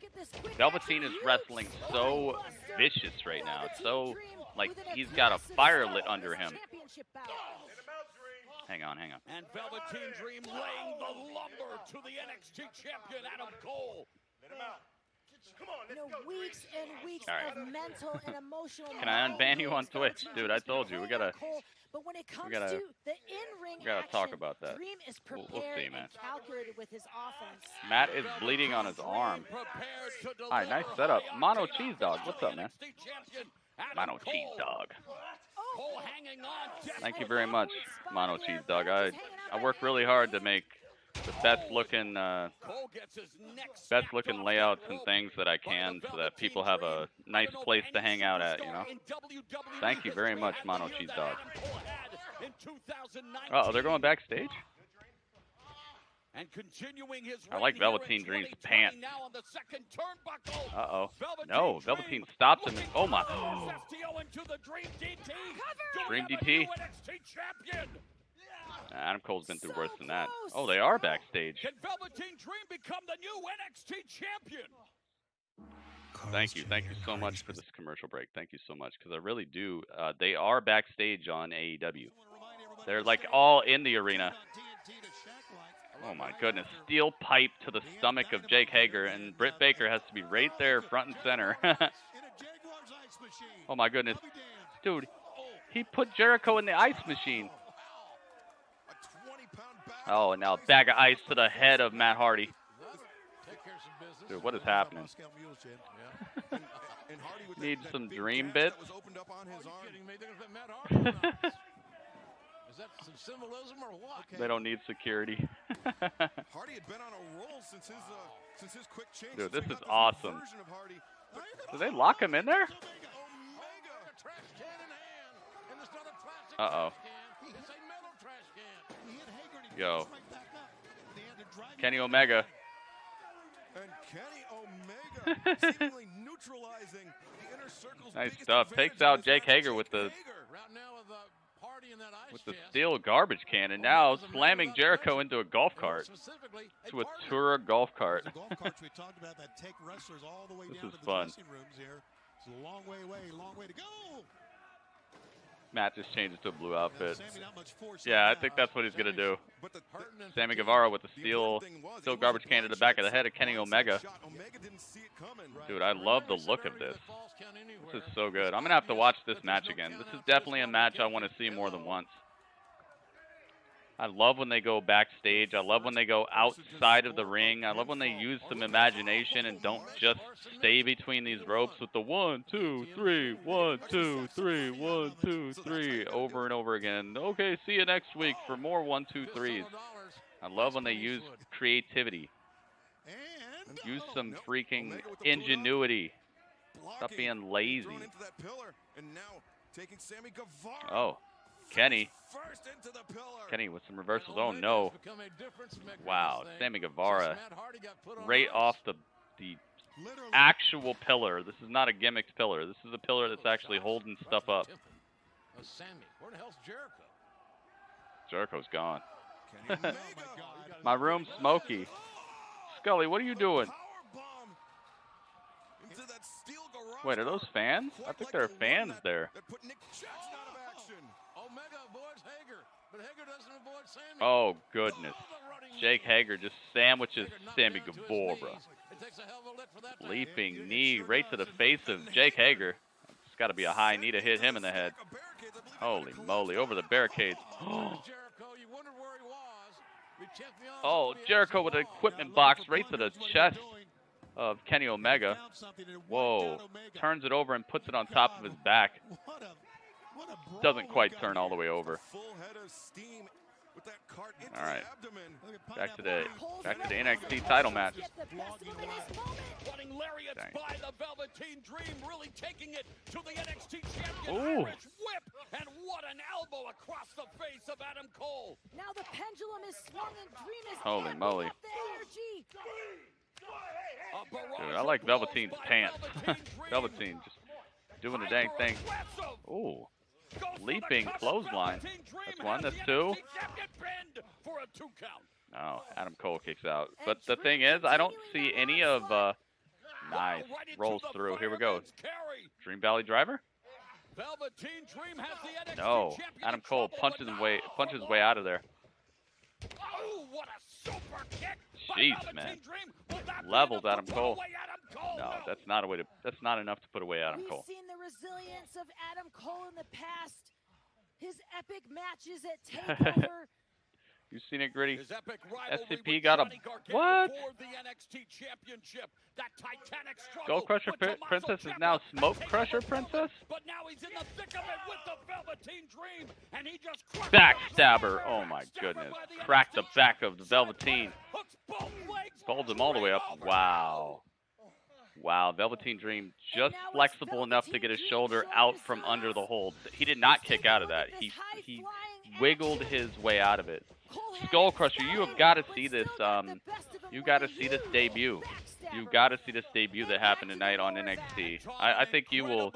This entrance is just gorgeous.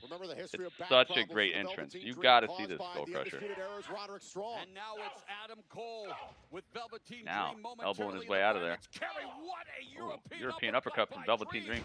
But Cole hangs on. Grabbed by the trunk. Nah, nice stand switch. Enziguri. I wouldn't call it a step up. There's a difference between an Enziguri and a step up Enziguri. A step up is where you use the other guy as your leverage. No. Dream kicks out. Dream still kicking out. The Dream You see his pants, you think, what? Come on, man. What are you talking about? He changed 2 times during this match. Matt Hardy, yeah. Broken Matt Hardy. That's cool to me. I think that's it's interesting. It's interesting. It shows effort. It's more than just 1, 2, 3 match over. 1, 2, 3 match over. I like creativity. I like taking it up a notch or just changing the notches altogether. Struggling to make it to their feet. Velveteen hammering away at Adam Cole. Adam Cole puts Velveteen. Oh my goodness. Gets destroyed on the apron. Sammy has died. Oh, super kicked out of the sky. No way. No. Holy moly. What is this? Kenny Omega is going up. Kenny Omega is going up on a platform. It's unfolding. Dexter Lumis is here. What is happening? Kenny Omega. Moonsault off the... Oh my goodness. Moonsault off the platform. Kenny Omega with an incredible moonsault from at least 13 feet in the air, probably more than that. Wow, everyone's destroyed. Now they're wrestling on an indoor football field. Dude, this is definitely a match I got to see again. Nope. Here comes Proud and Powerful to help out. Jericho was about to catch the one-wing angel on the football field. This is just breaking down. Velveteen. Dexter Lumis got taken out too. Super cake just cleans the clock of Velveteen Dream. And now, here it goes. Last shot. That's done. Velveteen folded. Done and done. Done. Adam Cole retains. Wow. Dude, he kept it. He kept it. I'm back to the street fight right now. Back to the street fight. Adam Cole retains the title. That was a pretty good match. I think it would have been, if they would have done it at TakeOver, they would have gone an extra mile for it, but it was still a great match. Oh my gosh. Powerbombed. Oh, Kenny Omega gets powerbombed on top of the golf cart.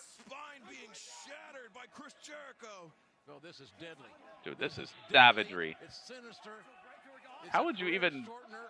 You just can't... You got to count it? Yeah, dumb ending to do a good match. I agree. I feel like the ending would have been a little bit more well done if it would have been at an actual TakeOver. Oh, Judas Effect. That's done. That's done. Jericho... Judas Effects Kenny Omega for the win. That was a good match, dude. Good, fun match. Beautiful on the inside. Now Kenny Omega's brains are on the outside of his head. He's dead. Yes, I just said Kenny Omega. Oh my goodness. Yo, we got brand new subscriber. Thank you for subscribing. Holy moly. The Inner Circle logo is on the arena, and it's sponsored by Bud Light. And they're just flipping off the cameras. What in the world? Wow. Dude, those were two incredible wrestling shows. All I want is numbers, guys. I don't even want to hear it. I don't even want to hear why it was good. I just know it was good. We all know it was good. Let's go to the let's go to the review, okay? Let's have ourselves a little talk about this because Raw and SmackDown, they both need to step it up to these levels. Tonight was fantastic. Absolutely fantastic. You ready? Let's have a little talk. Have a little chat. Dudley.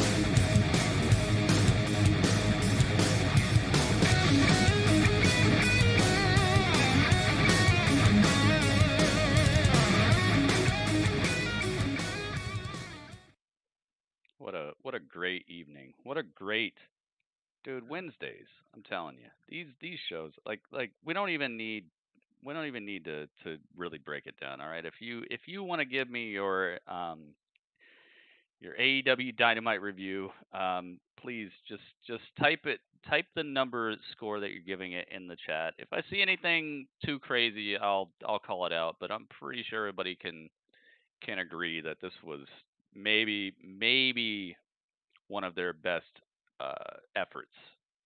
And especially since the lockdown has started, I think this is probably their best show. So what do you guys think? Let's find out. There's nothing to tell. Smoke Crusher Princess. Skull Crusher, you got to see this. Okay. I don't know if you heard me earlier, but you have got to see this debut. There was a debut tonight that was possibly one of the best wrestling debuts I've ever seen. I have to show you this. I can't show it to you right now, but if you have a bit of time and you're going to be around for a second, after the review, I will show this to you. And oh man, I got to show it to everybody. I have a feeling a lot of people missed it, but my goodness. Let's find out. Okay, what do we got? We got a 9.5. We got a let's see if this can get Mo to actually give a review. Dude, Fantasy World League, thank you so much for bringing through the Fantasy World movement. Fantasy World League with an incredible raid. 8 out of 10 says we repped. All right, so we got an 8.0. We got a 9.5 from One Hit. We got a, let's see. I don't think Mo gave it a review. Thank you very much for the raid, man. I appreciate it. No, not NXT. We're just doing AEW right now. Don't put your NXT reviews yet, guys. Just AEW. Just AEW. 8.5 says Acid. 8.9 says Big Rud. Yeah, it was a good episode, man. 8.9. I could deal with that. I could deal with that.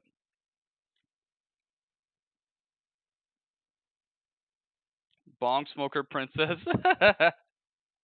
8.8 to for Empire. All right, I got you. Everybody's right around the same score for this. 8.6 says we rubbed. All right, 8.6. It's an incense waterfall smoker. Dragon blood smell. Dragon blood. AEW 9.5. Oh God. What would have made it better, Mo? What was it missing? I'm not gonna lie. AEW went hard in that. Dude, they did. They did. Eli says 9.5. All right, we got two people who said 9.5. Gosh, man, what could have made it better? Like the debut of somebody. It was a great episode.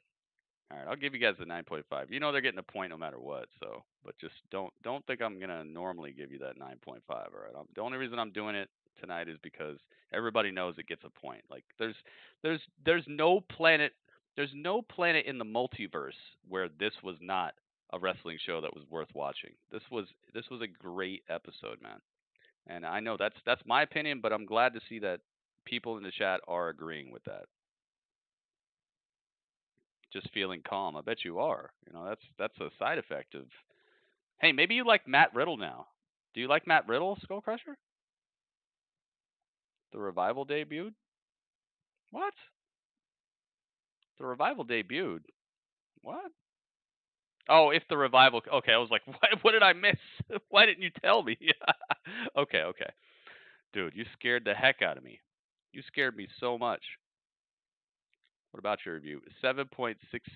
Okay, I got you. 7.67 says Chris. All right, your 7.67 has been taken. Skull Crusher, I think tomorrow you're gonna have a Matt Riddle shirt. You're gonna tweet out, I got this new shirt. It's gonna say bro on it. Murder Hornet versus Murder Hawk. That would be a 10. Oh, no. Murder Hornet and Murder Hawk as a tag team? Oh my gosh. Dude, everyone look out. She smokes with Matt Riddle this morning. All right, so let's add this all up and find out if they got a point. I'm pretty sure they did, but let's just be mathematical about it. Man, what a good time to be a wrestling fan. All right, so let's add this all up.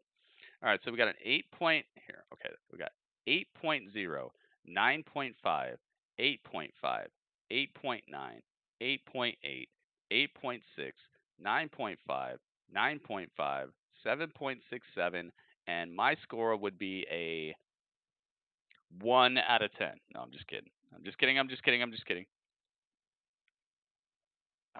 I don't know what the highest score I've ever given an AEW episode is, but this would probably be this probably should be close to, if not it. So I'm going to give it an 8.3.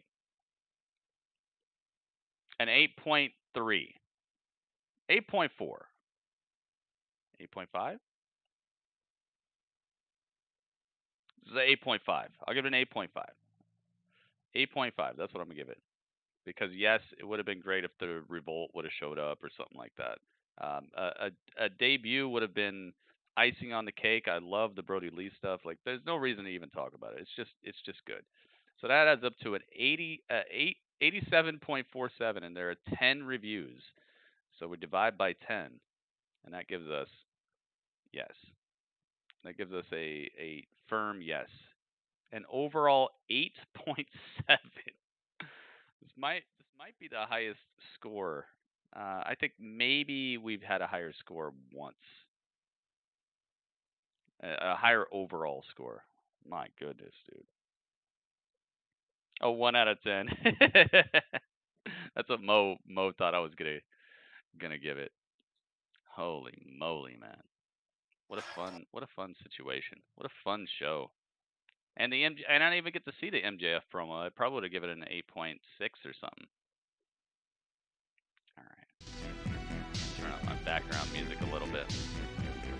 We need some background music. Do the honors. That is definitely a point, dude. AEW, AEW, AEW, AEW, AEW, AEW. That's some good stuff right there. Yeah, that's just a no. That's a no contest. That's a no contest right there, man. If that wasn't a show that was gonna get a point, I'd have to just stop Grapple Chat. I'd be like, Grapple Chat is canceled, dude, because that was a incredible episode of. I mean, that was like a pay-per-view. I challenged them to do better than this at the pay-per-view. Like if Double or Nothing is going to be better than that, then Double or Nothing is going to be great. Absolutely great. Let me switch this layout now. Let's get over it. Let's start talking about this NXT episode. We already know, dude, AEW killed it. Much love and respect for the show they put on. I was thinking, okay, they're switching formats. They're in a different arena. They're going to have to but no. There was nothing to even talk about there. It's just they killed it.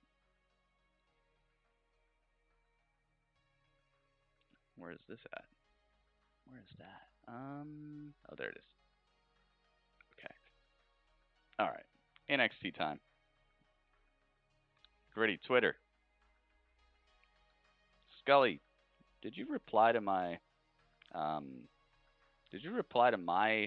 what I was saying? Because I distinctly remember telling you that I have something to show you. What does AEW stand for? I don't know, man. All everything white? No, that's not it. All excuses wrestling? No. All Empire wrestling? All everything wellness? I don't know. What is it? What does it stand for? Walk with Elias? Am I getting trolled? Did I forget? All right, so everybody wants to give American egg whites. Those sound delicious. Another sloth song? No, it's not another sloth song. You literally didn't hear what I said, did you? Oh no.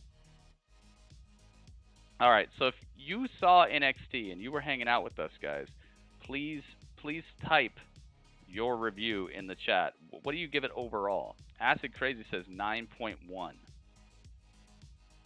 Maybe we should just do it like this from now on. I think more people actually partake and actually help out when we do this. NXT 8.5 says Ringmaster 8.5. All right, I got you. Ringmaster, Acid Crazy. Thank you very much. Yes, all Empire Wrestling. Oh, okay. It's not another sloth song, but it is possibly almost as epic as another sloth song. 8.3 says We Rubbed. Yeah, Balor killed it, man. I'm so glad it wasn't just that press conference thing, because that would have been whack. I mean, not whack, but it just wouldn't have been like as much as I expected for him to. Because I mean, if you get jumped or something, you're not just gonna come out and do a little press conference and then fade away. I'm glad he was there and he was ready to take heads, man. I like that a lot. 8.8 says Empire. Uh-oh. Yeah, this is in the books, man. Both of these episodes killed it. I'm so glad that it wasn't like AEW just turned in the show of the year, and then NXT was just another show where it was just Kushida versus Jake Atlas. This versus this dude versus this other guy who's not main event. And I'm so glad it wasn't like so one was so much better than the other. Like both shows killed it tonight.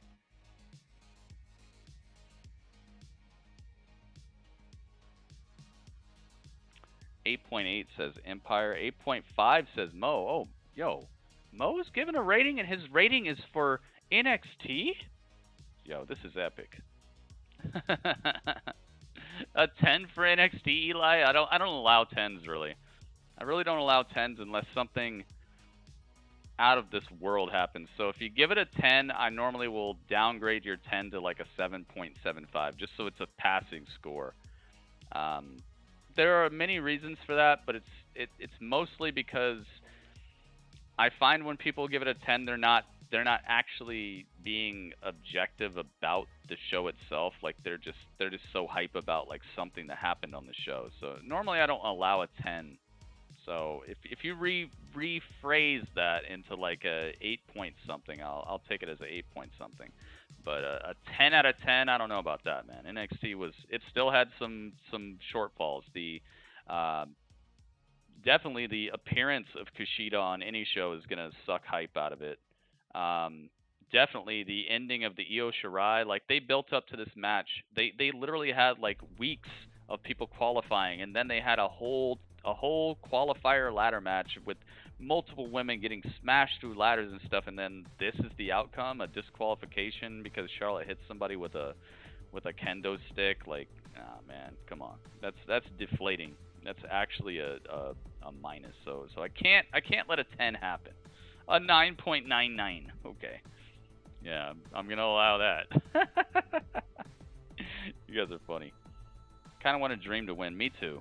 I wanted to see a little bit of change on the top of the fight card, because I don't feel like the Undisputed Era is as potent as they were before, and I feel like this is the perfect time to rebuild that squad. And I don't think that you can rebuild when you already have the world champion and he's just kind of sitting on the title, because then you got a bunch of people who are just kind of like hanging out with the guy who's got the world title. I think this would be a perfect time to rebuild the Undisputed Era. But like I said, there's no reason to even talk about this stuff. The show was fantastic. The debut, the thing that I want to show Skull Crusher is hands down worth like at least 2 points. That was incredible. That's why yeah, exactly. AEW got him this week. I don't even view it as a competition that way. Like, the competition is the battle of the brands to me. On either show, both of these shows were like a breath of fresh air and just an honestly incredible piece of wrestling. So epic. 9.1. All right, I'll give you that. I'll let you do it this week, but just please, guys, don't hit me with no 9.5s and 10s and stuff like that, because it's just, no, dude. Kushida alone showing up and just sucking charisma out of this building is going to take it down a notch from a 10. And then on top of that, with the DQ finish in the Charlotte match, Io somehow being madder at Rhea Ripley than she is at Charlotte makes no sense. Like, there's a lot to this show that was, nah. So I'll give you the 9.1 tonight, man, but just don't try to throw that in here very often, because it ain't going to work. Chris, all right, I'm giving Chris a 7.75. He's, of course, going to do what I told him not to do. Anyone else? 10.3 out of 10. Okay, I will allow that. That's good. Yeah, we haven't showed you the big thing. That sounds weird. We haven't shown you the video I wanted to show you. How do I feel about, dude? It was incredible. You're gonna see, Eli. You're gonna see. Come on over to Twitch. We're gonna watch it again. That was fantastic. You're gonna love it, Skull Crusher. You're gonna love it when we show you the big thing. All right, here we go. My review, my score.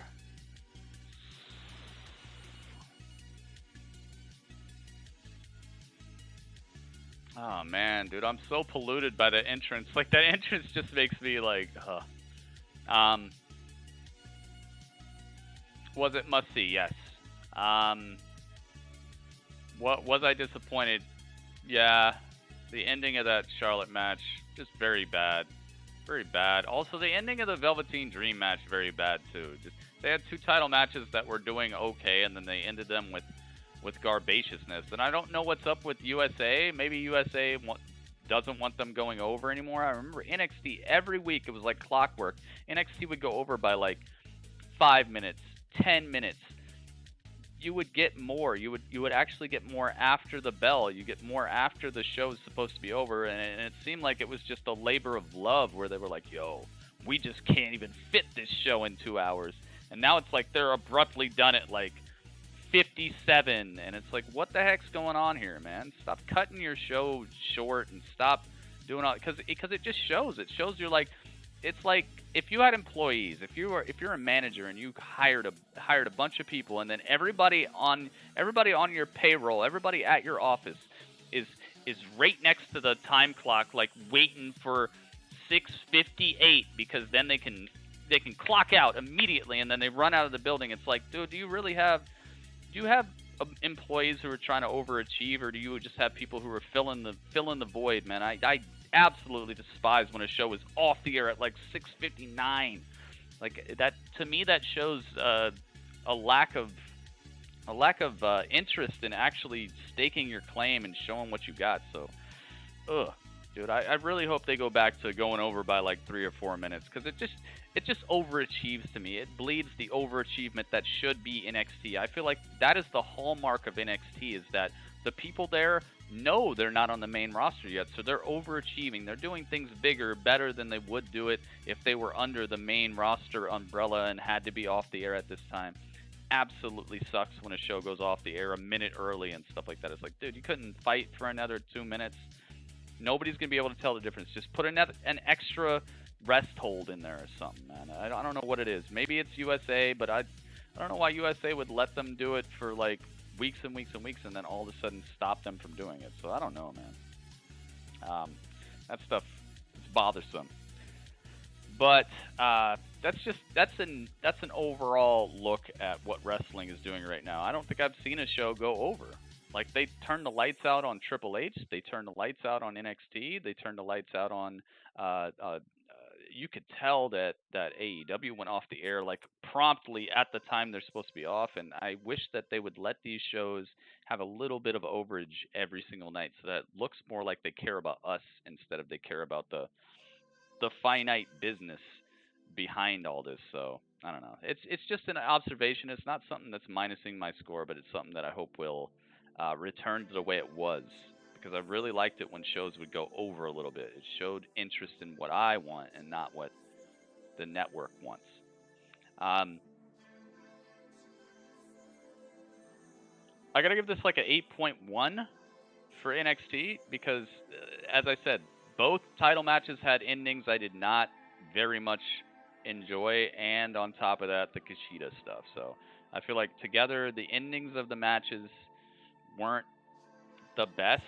I feel like Karrion Kross absolutely made the whole show, and that's the reason it's getting an 8.1. I feel like without that debut, this show might have got like a 7.6 or right around a 7.75. Maybe just barely came across the finish line to me. But that debut really pushed it over the edge to me. Yeah, I'll give it an 8.1. I really think AEW might have turned in a better show tonight, but like I said, it's not a competition between the shows when it comes to the scores. It's more about like how consistent they are. So 8.1 from me. That's good stuff. Why you be rushing? I know. Why they be rushing, man? Why they be rushing? Rudd, I'm asking the same thing. Bong smoker princess to pass the bong. Oh no. Only time very bad in NXT should be in the same sentence as involving, because oh no. Dude, he's a good wrestler. Did you like AEW had some fans? I think it's too early. I think every single state and every single province and every single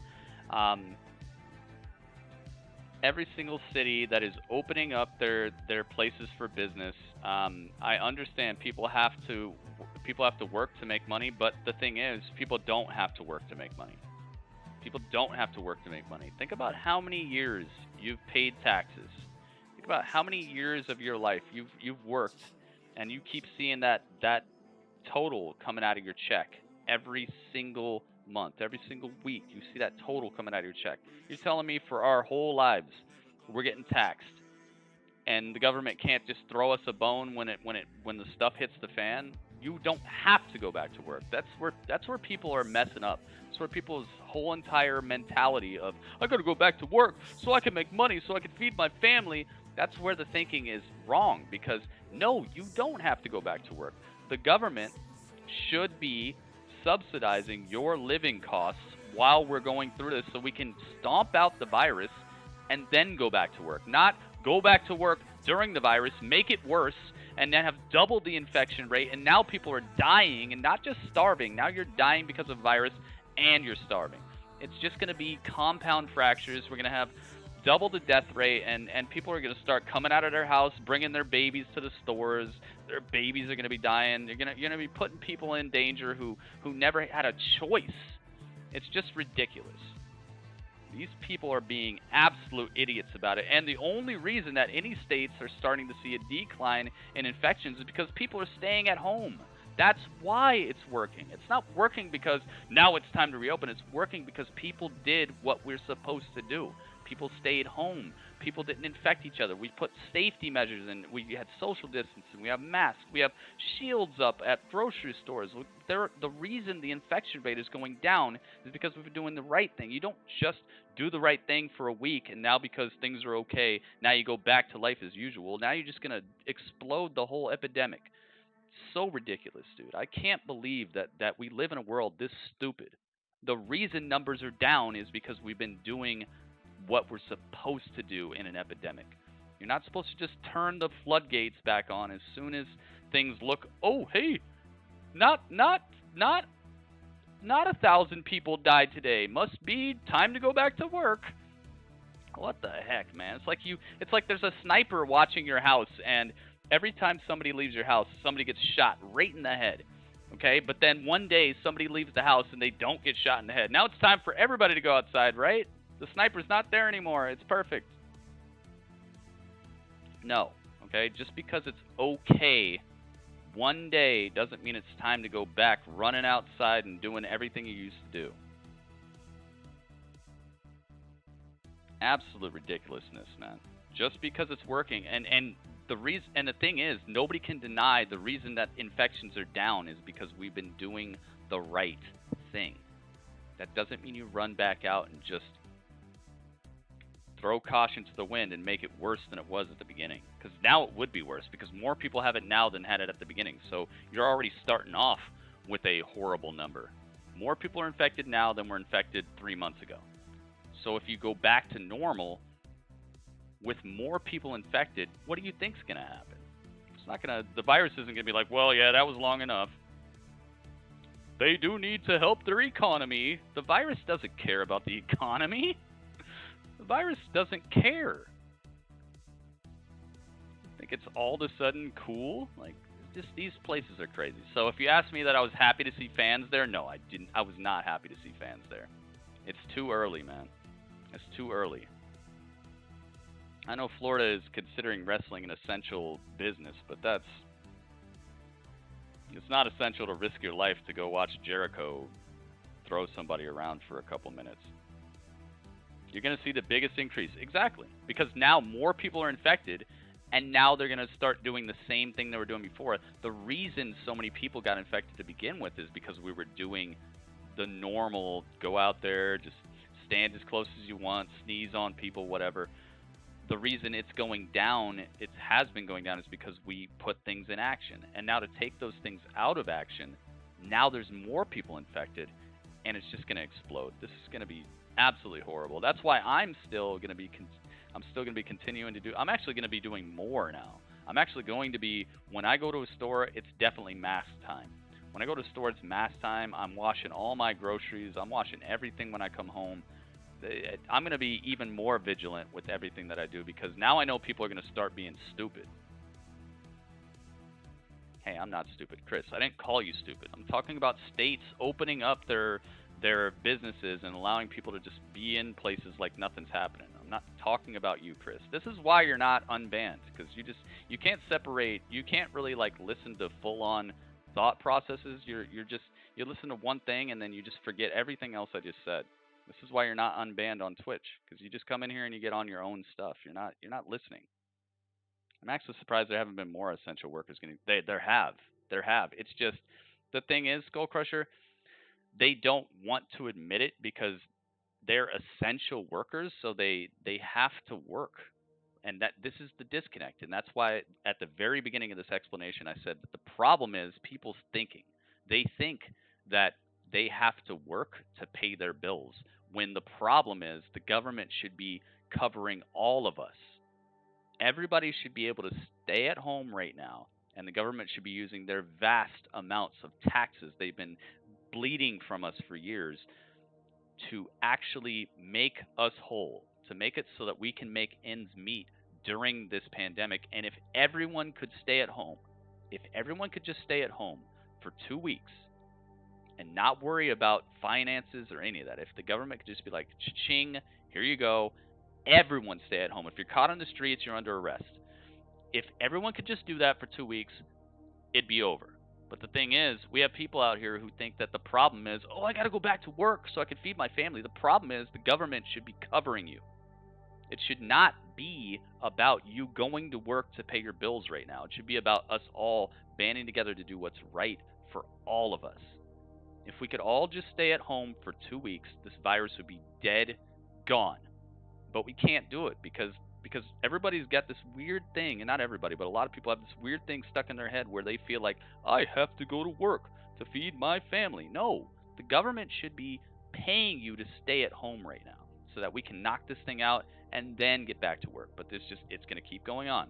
Month after month after month, it's going to keep going on because there are people who have to be out here to feed their families. No one has to be out here. The government is making you have to be out there by not helping us. And that's the problem. I thought that's what they did with the stimulus. The thing about the stimulus is they didn't make it so everybody had to stay at home. So people just took that money and stacked it on top of what they're going to make at work. So they still went to work. That's the problem. So it's just compounding. It's like, yeah, okay, people got some extra money in their pockets, and now they're making the problem exist for months and months and months into the future. They should have made it. They should have made it contingent. They should have just said, hey, are you at home? Good.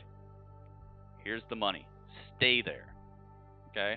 We're gonna have delivery services, and make it so that delivery services are like down pat. Make it so everybody involved in the grocery delivery services have masks, they're disinfected, their cars, everything is clean as heck. Make sure that there are standards that are checked out, and there's only a certain few amount of people who are just out on delivery. That's all they do. They deliver food. Deliver food, deliver food, deliver food. Make it so that the people can stay at home. Deliver your prescription medicine, your water. Stay at home or stay in your old folks' home or whatever. They messed up. This is an absolute tragedy. How many people have had to die because the government wants things to just, our economy. Masks don't work, period. Exactly. But that's the thing. Like, they would work if the people who had to come see you were all tested and we knew that they were clean and they're wearing a mask to keep themselves from being engaged with you, and they had curbside delivery or front door drop off, things like that. There's a way that they could have already stamped this out, and they just didn't do it because they wanted to keep the economy going. And it's like, what about the economy for the people who are dead now? The price of a human life should not be, stocks are dropping, so I guess people can die now. The price of a human life should be way higher than our stocks.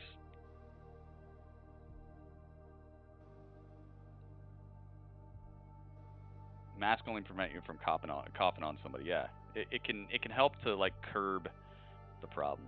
The thing is, like, I hate getting into these conversations because like it's so frustrating that we're even in this situation, because I know for a fact the gestation period of the virus is only like 2 weeks. Most people, if you get it, you're going to be rid of it within like 2 weeks. So there's maybe like a 4-week, 3-week period where you can actually spread it or get it and get rid of it. So that's the whole amount of time that it should have taken to get rid of this. But we had no plans in action. We have no backing, and they just cut us a check to shut us up. And it's like, whatever.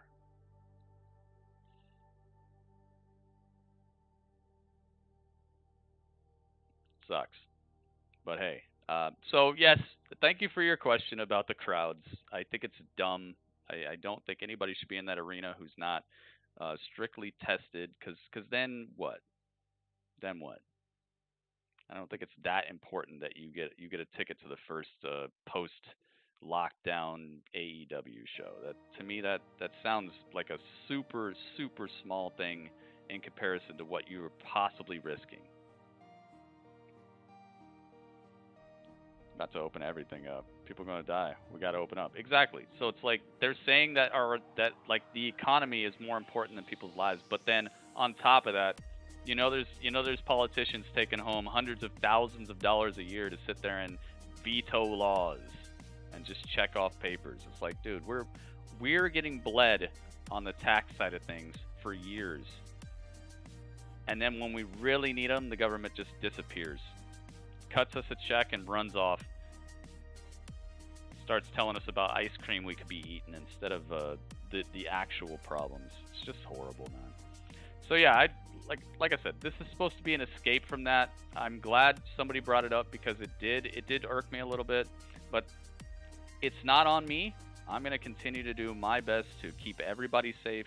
I think it is my duty to make sure everyone is safe. If I get the virus, then fine, dude. I'm not trying to protect myself. I'm trying to protect everybody else. I'm trying to make sure that this can end someday.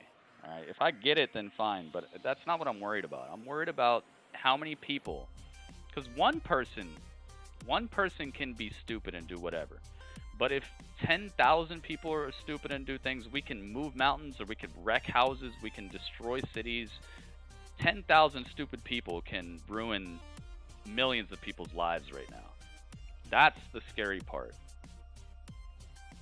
So just do your part, guys. Please be smart about it. Don't go running off to watch AEW in the arena. Just chill, alright? TV's just fine. TV's better sometimes because you can actually hear the announce team and stuff, and you don't have to look to the side like this to see the screen and be like, oh, they're backstage now. Oh my god. Oh, he's cutting a promo. I can't hear it. We can't hear. Or the light's shining in your eyes and you can't see the ring. Like, sometimes watching on TV is actually a little better than being live. Being live is cool, but especially now, I would say TV is the best choice. Just stay home, man. Yeah, 100,000 people could destroy the population. Dude, there's already 60,000 people who've died, and nobody was doing it on purpose. Now people are going to run out and just try to act like business as usual. Oh, no, you can only have 25 people in this restaurant. What? Just don't open. Talk to the government, man. Get your money.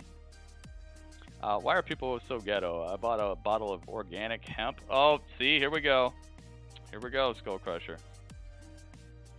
$10 for 8 fluid ounce bottles is no joke. I'm not going to return it, but whoever opened the bottle... What? Somebody opened the bottle? No, because you see, Big Red, you could probably have some pet bats. Okay, you could probably have some pet bats because they're born in captivity, and if you're not dead, they probably don't have anything, you know? Especially if you're breeding them yourself, they're babies.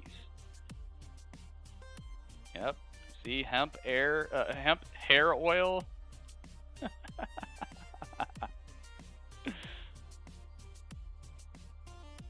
Somebody's talking too much while you're watching the match, or somebody's jumping all over you, somebody's drunk, you know, somebody smells weird. Like, there's a lot of stuff that can happen during a live show. I'm not saying live shows don't matter, but it's like right now, dude, this ain't the time to be like, oh, I get to go see AEW. It's like, come on, man. Yeah, now your grandma's gonna die. Good job, man. Good job. I'm glad you got to sing Judas with 8 other people. Hemp body wash and hemp lip balm. Oh my goodness. Skull Crusher. It has begun. It has begun. But anyway, Grapple Chat was supposed to be really short tonight, but I really do, and I enjoy that you asked me that question. Thank you very much for asking me about the crowds. I think it's too early. I think that until we have a vaccine, I don't think anybody should be gathering in large places because you're just risking. You're risking, and you're possibly infecting other people before you even know that you could infect, because you don't have to feel sick to actually infect people. So just don't do it, guys. All right, that's my advice. That's my thought on it. Just don't be there. Don't be there. Let the professionals do it, and just stay at home, man. You want to help them out, watch on TV. Turn on 3 TVs in your house and have them all watching AEW. All right, so thank you guys very much for being part of Grapple Chat. Don't go anywhere. We're not done tonight. We're still hanging out. Look forward to seeing you guys in just a few minutes. That was the chat.